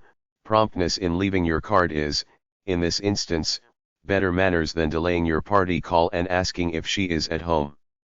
This matter of asking at the door is one that depends upon the customs of each state and city, but as it is always wiser to err on the side of politeness, it is the better policy, if in doubt, to ask "Is Mrs. Blank at home?" rather than to run the risk of offending a lady who may like to see visitors. A card is usually left with a first invitation to a stranger who has brought a letter of introduction, but it is more polite, even though not necessary, to ask to be received. Some ladies make it a habit to leave a card on everyone on their visiting list once a season. It is correct for the mother of a debutante to leave her card as well as her daughter's on every lady who has invited the daughter to her house, and a courteous hostess returns all of these pasteboard visits. But neither visit necessitates closer or even further acquaintance. Visits which everyone must pay. Paying visits differs from leaving cards in that you must ask to be received. A visit of condolence should be paid at once to a friend when a death occurs in her immediate family. A lady does not call on a gentleman but writes him a note of sympathy. In going to inquire for sick people, you should ask to be received, and it is always thoughtful to take them gifts of books or fruit or flowers. If a relative announces his engagement, you must at once go to see his fiancée. Should she be out, you do not ask to see her mother. You do, however, leave a card upon both ladies, and you ask to see her mother if received by the daughter. A visit of congratulation is also paid to a new mother, and a gift invariably presented to the baby. Messages written on cards. With sympathy or with deepest sympathy is written on your visiting card with flowers sent to a funeral. This same message is written on a card and left at the door of a house of mourning, if you do not know the family well enough to ask to be received. To inquire is often written on a card left at the house of a sick person, but not if you are received. In going to see a friend who is visiting a lady whom you do not know, whether you should leave a card on the hostess as well as on your friend depends upon the circumstances. If the hostess is one who is socially prominent and you are unknown, it would be better taste not to leave a card on her, since your card afterward found without explanation might be interpreted as an uncalled for visit made in an attempt for a place on her list. If, on the other hand, she is the unknown person and you are the prominent one, your card is polite but unwise unless you mean to include her name on your list. But if she is one with whom you have many interests in common, then you may very properly leave a card for her. In leaving a card on a lady stopping at a hotel or living in an apartment house, you should write her name in pencil across the top of your card, to ensure it's being given to her and not to someone else. At the house of a lady whom you know well and whom you are sorry not to find at home, it is friendly to write "sorry not to see you," or "so sorry to miss you." Turning down a corner of a visiting card is by many intended to convey that the visit is meant for all the ladies in the family. Other people mean merely to show that the card was left at the door in person and not sent in an envelope. Other people turn them down from force of habit and mean nothing whatever. But whichever the reason, more cards are bent or dog-eared than are left flat. Engraved cards announcing engagement, bad form. Someone somewhere asked whether or not to answer an engraved card announcing an engagement. The answer can have nothing to do with etiquette, since an engraved announcement is unknown to good society. For the proper announcement of an engagement, see page 304. When people see their friends. 5 o'clock is the informal hour when people are at home to friends. The correct hour for leaving cards and paying formal visits is between 3:30 and 4:30. One should hesitate to pay a visit at the tea hour unless one is sure of one's welcome among the intimates likely to be found around the hostess's tea table. Many ladies make it their practice to be home if possible at 5 o'clock, and their friends who know them well come in at that time. For the afternoon tea table and its customs, see page 171. Informal visiting often arranged by telephone. For instance, instead of ringing her doorbell, Mrs. Norman calls Mrs. Kindheart on the telephone, "I haven't seen you for weeks. Won't you come in to tea, or to lunch, just you?" Mrs. Kindheart answers, "Yes, I'd love to. I can come this afternoon," and 5 o'clock finds them together over the tea table. In the same way young Struthers calls up Millicent Gilding, "Are you going to be in this afternoon?" She says, "Yes, but not until 5:15. He says, "Fine, I'll come then." Or she says, "I'm so sorry, I'm playing bridge with Pauline, but I'll be in tomorrow." He says, "All right, I'll come tomorrow." The younger people rarely ever go to see each other without first telephoning. Or since even young people seldom meet except for bridge, most likely it is Millicent Gilding who telephones the Struthers youth to ask if he can't possibly get uptown before 5 o'clock to make a fourth with Mary and Jim and herself. How a first visit is made. In very large cities, neighbors seldom call on each other. But if strangers move into a neighborhood in a small town or in the country, or at a watering place, it is not only unfriendly but uncivil for their neighbors not to call on them. The older residents always call on the newer. And the person of greatest social prominence should make the first visit, or at least invite the younger or less prominent one to call on her, which the younger should promptly do. Or two ladies of equal age or position may either one say, "I wish you would come to see me," to which the other replies, "I will with pleasure." More usually the first one offers, "I should like to come to see you, if I may." And the other, of course, answers, "I shall be delighted if you will." The first one, having suggested going to see the second, is bound in politeness to do so, otherwise she implies that the acquaintance on second thought seems distasteful to her. Everyone invited to a wedding should call upon the bride on her return from the honeymoon. And when a man marries a girl from a distant place, courtesy absolutely demands that his friends and neighbors call on her as soon as she arrives in her new home. On opening the door to a visitor. On the hall table in every house, there should be a small silver, or other card tray, a pad and a pencil. The nicest kind of pad is one that when folded, makes its own envelope, so that a message when written need not be left open. There are all varieties and sizes at all stationers. When the doorbell rings, the servant on duty, who can easily see the chauffeur or lady approaching, should have the card tray ready to present, on the palm of the left hand. A servant at the door must never take the cards in his or her fingers. Correct number of cards to leave. When the visitor herself rings the doorbell and the message is not at home, the butler or maid proffers the card tray, on which the visitor lays a card of her own and her daughter's for each lady in the house, and a card of her husband's and son's for each lady and gentleman. but 3 is the greatest number ever left of any one card. In calling on Mrs. Town, who has 3 grown daughters and her mother living in the house and a Mrs. Stranger staying with her whom the visitor was invited to a luncheon to meet, a card on each would need a packet of 6. Instead, the visitor should leave 3, 1 for Mrs. Town, 1 for all the other ladies of the house and 1 for Mrs. Stranger. In asking to be received, her query at the door should be, "Are any of the ladies at home?" Or in merely leaving her cards she should say, "For all of the ladies." When the caller leaves, the butler or maid must stand with the front door open until a visitor re-enters her motor, or if she is walking, until she has reached the sidewalk. It is bad manners ever to close the door in a visitor's face. When a chauffeur leaves cards, the door may be closed as soon as he turns away. When the lady of the house is at home. When the door is opened by a waitress or a parlor maid and the mistress of the house is in the drawing room, the maid says, "This way, please," and leads the way. She goes as quickly as possible to present the card tray.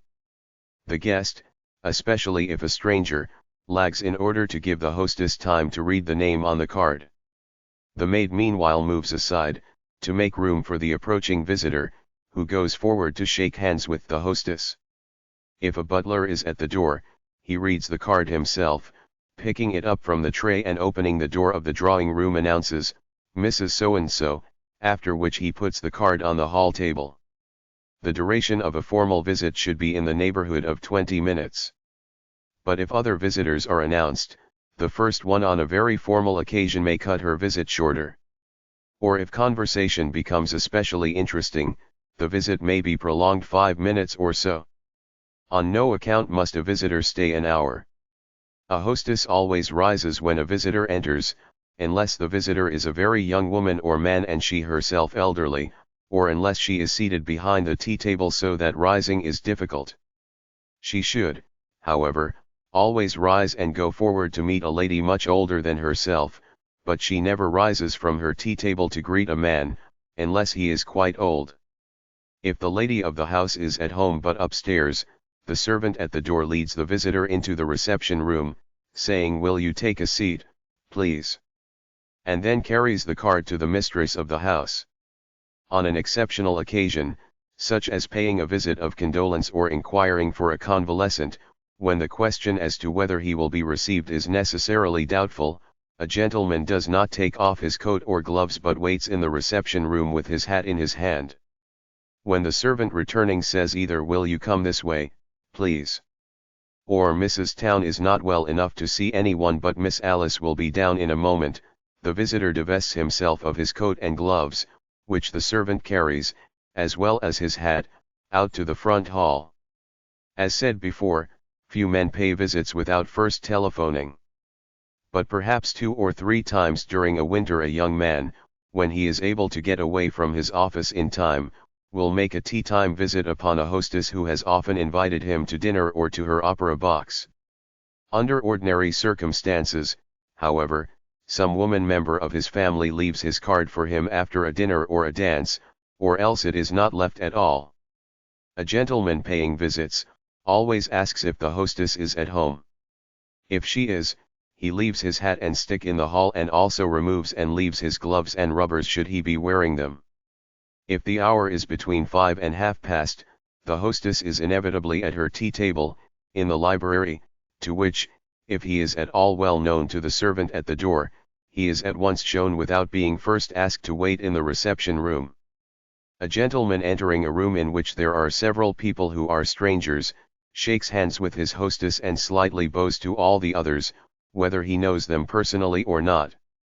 He, of course, shakes hands with any who are friends and with all men to whom he is introduced, but with a lady only if she offers him her hand. How to enter a drawing room. To know how to enter a drawing room is supposed to be one of the supreme tests of good breeding. But there should be no more difficulty in entering the drawing room of Mrs. Worldly than in entering the sitting room at home. Perhaps the best instruction would be like that in learning to swim. Take plenty of time, don't struggle and don't splash about. Good manners socially are not unlike swimming, not the crawl or overhand, but smooth, tranquil swimming. quite probably where the expression in the swim came from anyway. Before actually entering a room, it is easiest to pause long enough to see where the hostess is. Never start forward and then try to find her as an afterthought. The place to pause is on the threshold, not halfway in the room. The way not to enter a drawing room is to dart forward and then stand awkwardly bewildered and looking about in every direction. A man of the world stops at the entrance of the room for a scarcely perceptible moment, until he perceives the most unencumbered approach to the hostess, and he thereupon walks over to her. When he greets his hostess he pauses slightly, the hostess smiles and offers her hand, the gentleman smiles and shakes hands, at the same time bowing. A lady shakes hands with the hostess and with everyone she knows who is nearby. She bows to acquaintances at a distance and to strangers to whom she is introduced. How to sit gracefully. Having shaken hands with the hostess, the visitor, whether a lady or a gentleman, looks about quietly, without hurry, for a convenient chair to sit down upon, or drop into. To sit gracefully, one should not perch stiffly on the edge of a straight chair, nor sprawl at length in an easy one. The perfect position is one that is easy but dignified. In other days, no lady of dignity ever crossed her knees, held her hands on her hips, or twisted herself sideways, or even leaned back in her chair. Today all these things are done, and the only etiquette left is on the subject of how not to exaggerate them. No lady should cross her knees so that her skirts go up to or above them, neither should her foot be thrust out so that her toes are at knee level. An arm akimbo is not a graceful attitude, nor is a twisted spine. Everyone, of course, leans against a chair back, except in a box at the opera and in a ballroom, but a lady should never throw herself almost at full length in a reclining chair or on a wide sofa when she is out in public. Neither does a gentleman in paying a formal visit sit on the middle of his backbone with one ankle supported on the other knee and both as high as his head. The proper way for a lady to sit is in the center of her chair, or slightly sideways in the corner of a sofa. She may lean back, of course, and easily, her hands relaxed in her lap, her knees together, or if crossed, her foot must not be thrust forward so as to leave a space between the heel and her other ankle. On informal occasions she can lean back in an easy chair with her hands on the arms. In a ball dress a lady of distinction never leans back in a chair. One cannot picture a beautiful and high-bred woman, wearing a tiara and other ballroom jewels, leaning against anything. This is, however, not so much a rule of etiquette as a question of beauty and fitness. A gentleman, also on very formal occasions, should sit in the center of his chair, but unless it is a deep lounging one, he always leans against the back and puts a hand or an elbow on its arms. Postscripts on visits. A lady never calls on another under the sponsorship of a gentleman unless he is her husband or father. A young girl can very properly go with her fiancé to return visit paid to her by members or friends of his family, but she should not pay an initial visit unless to an invalid who has written her a note asking her to do so. If, when arriving at a lady's house, you find her motor at the door, you should leave your card as though she were not at home. If she happens to be in the hall, or coming down the steps, you say, "I see you are going out and I won't keep you." If she insists on your coming in, you should stay only a moment. Do not, however, fidget and talk about leaving. Sit down as though your leaving immediately were not on your mind, but after 2 or 3 minutes say goodbye and go. A young man may go to see a young girl as often as he feels inclined and she cares to receive him. If she continually asks to be excused, or shows him scant attention when he is talking to her, or in any other way indicates that he annoys or bores her, his visits should cease. It is very bad manners to invite one person to your house and leave out another with whom you are also talking. You should wait for an opportunity when the latter is not included in your conversation. In good society, ladies do not kiss each other when they meet, either at parties or in public. It is well to remember that nothing more blatantly stamps an ill-bred person than the habit of patting, nudging, or taking hold of people. Keep your hands to yourself. Might almost be put at the head of the first chapter of every book on etiquette. Be very chary of making any such remarks as "I am afraid I have stayed too long," or "I must apologize for hurrying off," or "I am afraid I have bored you to death talking so much." All such expressions are self-conscious and stupid. If you really think you are staying too long or leaving too soon or talking too much, don't. An invalid's visit by proxy. It is not necessary that an invalid make any attempt to return the visits to her friends who are attentive enough to go often to see her. But if a stranger calls on her, particularly a stranger who may not know that she is always confined to the house, it is correct for a daughter or sister or even a friend to leave the invalid's card for her and even to pay a visit should she find a hostess at home. In this event, the visitor by proxy lays her own card as well as that of the invalid on the tray proffered her. Upon being announced to the hostess, she naturally explains that she is appearing in place of her mother, or whatever relation the invalid is to her, and that the invalid herself is unable to make any visits. A lady never pays a party call on a gentleman. But if the gentleman who has given a dinner has his mother, or sister, staying with him, and if the mother, or sister, chaperone the party, cards should of course be left upon her. Having risen to go, go. Don't stand and keep your hostess standing while you say goodbye and make a last remark last half an hour. Few Americans are so punctilious as to pay their dinner calls within 24 hours, but it is the height of correctness and good manners. When a gentleman, whose wife is away, accepts someone's hospitality, it is correct for his wife to pay the party call with, or for, him, since it is taken for granted that she would have been included had she been at home. In other days a hostess thought it necessary to change quickly into a best dress if important company rang her doorbell. A lady of fashion today receives her visitors at once in whatever dress she happens to be wearing, since not to keep them waiting is the greater courtesy. Chapter 11: Invitations, Acceptances, and Regrets. The formal invitation. As an inheritance from the days when Mrs. Brown presented her compliments and begged that Mrs. Smith would do her the honor to take a dish of tea with her, we still, notwithstanding the present flagrant disregard of old-fashioned convention, send our formal invitations, acceptances, and regrets, in the prescribed punctiliousness of the third person. All formal invitations, whether they are to be engraved or to be written by hand, and their acceptances and regrets, are invariably in the third person, and good usage permits of no deviation from this form. Wedding invitations.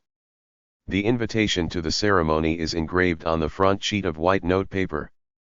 The smartest, at present, is that with a raised margin or plate mark. At the top of the sheet the crest, if the family of the bride has the right to use one, is embossed without color. Otherwise the invitation bears no device. The engraving may be in script, block, shaded block, or Old English.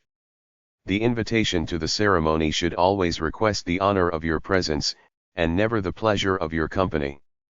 Honor is spelled in the old-fashioned way, with a U instead of honor. Underscore enclosed in 2 envelopes. Underscore. 2 envelopes are never used except for wedding invitations or announcements, but wedding invitations and all accompanying cards are always enclosed first in an inner envelope that has no mucilage on the flap and is superscribed Mr. and Mrs. Jameson Great Lake, without address. This is enclosed in an outer envelope which is sealed and addressed. Mr. and Mrs. Jameson Great Lake, 24 Michigan Avenue, Chicago. To those who are only asked to the church, no house invitation is enclosed. The church invitation.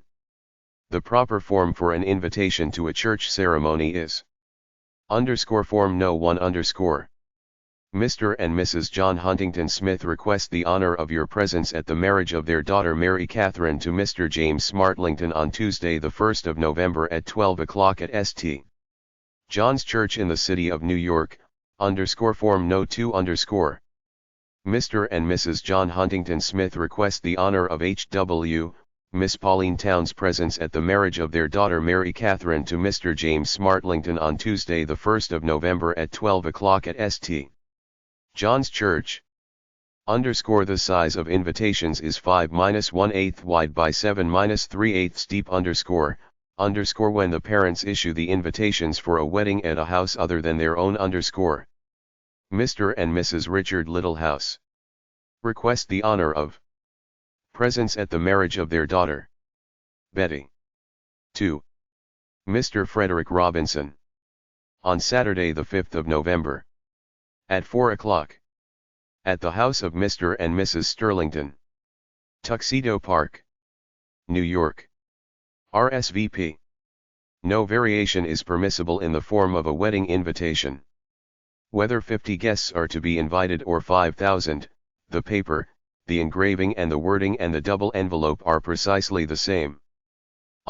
Church card of admittance _ In cities or wherever the general public is not to be admitted, a card of about the size of a small visiting card is enclosed with the church invitation. Please present this card, at St. John's Church on Tuesday the 1st of November _ cards to reserved pews _ To the family and very intimate friends who are to be seated in especially designated pews. Please present this to an usher pew no on Thursday the 9th of May. Engraved pew cards are ordered only for very big weddings where 20 or more pews are to be reserved. The more usual custom at all small and many big weddings is for the mother of the bride and the mother of the bridegroom each to write on her personal visiting card. H.W., pew number 7 Mrs. John Huntington Smith. 4 West 36th Street. A card for the reserved enclosure but no especial pew is often inscribed within the ribbons. Invitation to the house. The invitation to the breakfast or reception following the church ceremony is engraved on a card to match the paper of the church invitation and is the size of the latter after it is folded for the envelope. Mr. and Mrs. John Huntington Smith. Request the pleasure of H.W., Mr. and Mrs. James Great Lakes. Company on Tuesday the 1st of November at half after 4 o'clock at 4 West 36th Street. RSVP. Ceremony and reception invitation in one.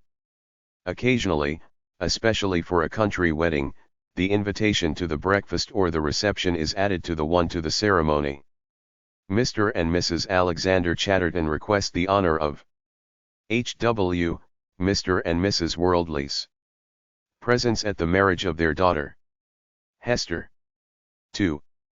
Mr. Jamestown, Jr. On Tuesday the 1st of June. At 3 o'clock. At St. John's Church and afterwards at Sunny Lawn, Ridgefield RSVP. Or the invitation reads at 12 o'clock, at St. John's Church and afterwards at breakfast at Sunny Lawn, but afterwards to the reception at Sunny Lawn is wrong. The invitation to a house wedding is precisely the same except that at Sunny Lawn or at 4 West 36th Street is put in place of at St. John's Church, and an invitation to stay on at a house, to which the guest is already invited, is not necessary. The train card _ If the wedding is to be in the country, a train card is enclosed. A special train will leave Grand Central Station at 12:45 p.m., arriving at Ridgefield at 2:45. Returning, train will leave Ridgefield at 5:10 p.m., arriving New York at 7:02 p.m. Show this card at the gate _ invitation to reception and not to ceremony. It sometimes happens that the bride prefers none but her family at the ceremony and a big reception. This plan is chosen where the mother of the bride or other very near relative is an invalid. The ceremony may take place at a bedside, or it may be that the invalid can go down to the drawing room with only the immediate families and is unequal to the presence of many people. Under these circumstances the invitations to the breakfast or reception are sent on sheets of notepaper like that used for church invitations, but the wording is Mr. and Mrs. Grantham Jones. Request the pleasure of your company at the wedding breakfast of their daughter, Muriel, and Mr. Burlingame Ross, Jr. on Saturday the 1st of November. At 1 o'clock at 4 East 38th Street. The favor of an answer is requested. The pleasure of your company is requested in this case instead of the honor of your presence. The written wedding invitation. If a wedding is to be so small that no invitations are engraved, the notes of invitation should be personally written by the bride. Sally dear. Our wedding is to be on Thursday the 10th at 12:30, Christ Church Chantry. Of course we want you and Jack and the children. And we want all of you to come afterward to Aunt Mary's, for a bite to eat and to wish us luck. Affectionately, Helen. Or, Dear Mrs. Kindheart, Dick and I are to be married at Christ Church Chantry at noon on Thursday the 10th. We both want you and Mr. Kindheart to come to the church and afterward for a very small breakfast to my Aunt Samaras. Slate at 2 Park Avenue. With much love from us both, affectionately, Helen. Wedding announcements. If no general invitations were issued to the church, an announcement engraved on note paper like that of the invitation to the ceremony, is sent to the entire visiting list of both the bride's and the groom's family. Mr. and Mrs. Maynard Barnes have the honor to announce the marriage of their daughter, Priscilla, to Mr. Eben Hoyt Leeming, on Tuesday the 26th of April, 1922. In the city of New York. The second marriage invitations. Invitations to the marriage of a widow if she is very young are sent in the name of her parents exactly as were the invitations to her first wedding, excepting that her name instead of being merely Priscilla is now written Priscilla Barnes Leeming, thus. Mr. and Mrs. Maynard Barnes request the honor of your presence at the marriage of their daughter Priscilla Barnes Leeming. 2. Etc. Announcements.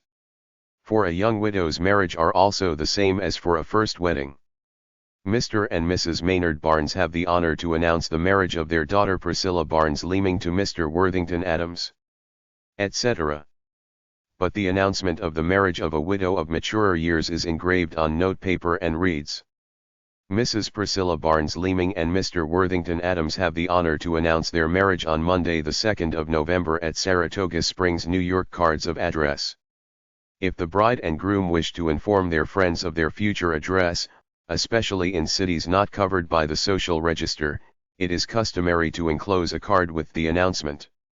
Mr. and Mrs. Worthington Adams will be at home after the 1st of December at 25 Alderney Place, or merely their visiting card with their new address in the lower right corner.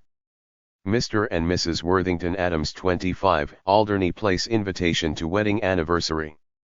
For a wedding anniversary celebration, the year of the wedding and the present year are usually stamped across the top of an invitation. Sometimes the couple's initials are added. 1898 to 1922. Mr. and Mrs. Alvin Johnson request the pleasure of H.W., Mr. and Mrs. Illegible Company at the 25th anniversary of their marriage, on Wednesday the 1st of June, at 9 o'clock, 24 Austin Avenue, RSVP. Answering a wedding invitation. An invitation to the church only requires no answer whatever. An invitation to the reception or breakfast is answered on the first page of a sheet of notepaper, and although it is written by hand, the spacing of the words must be followed as though they were engraved. This is the form of acceptance. Mr. and Mrs. Robert Gilding, Jr., accept with pleasure Mr. and Mrs. John Huntington Smith's kind invitation for Tuesday the 1st of June. The regret reads, Mr. and Mrs. Richard Brown regret that they are unable to accept Mr. and Mrs. John Huntington Smith's kind invitation for Tuesday the 1st of June. Other formal invitations. All other formal invitations are engraved, never printed, on cards of thin white matte Bristol board, either plain or plate marked like those for wedding reception cards. Note paper such as that used for wedding invitations is occasionally but rarely preferred. Monograms, addresses, personal devices are not used on engraved invitations.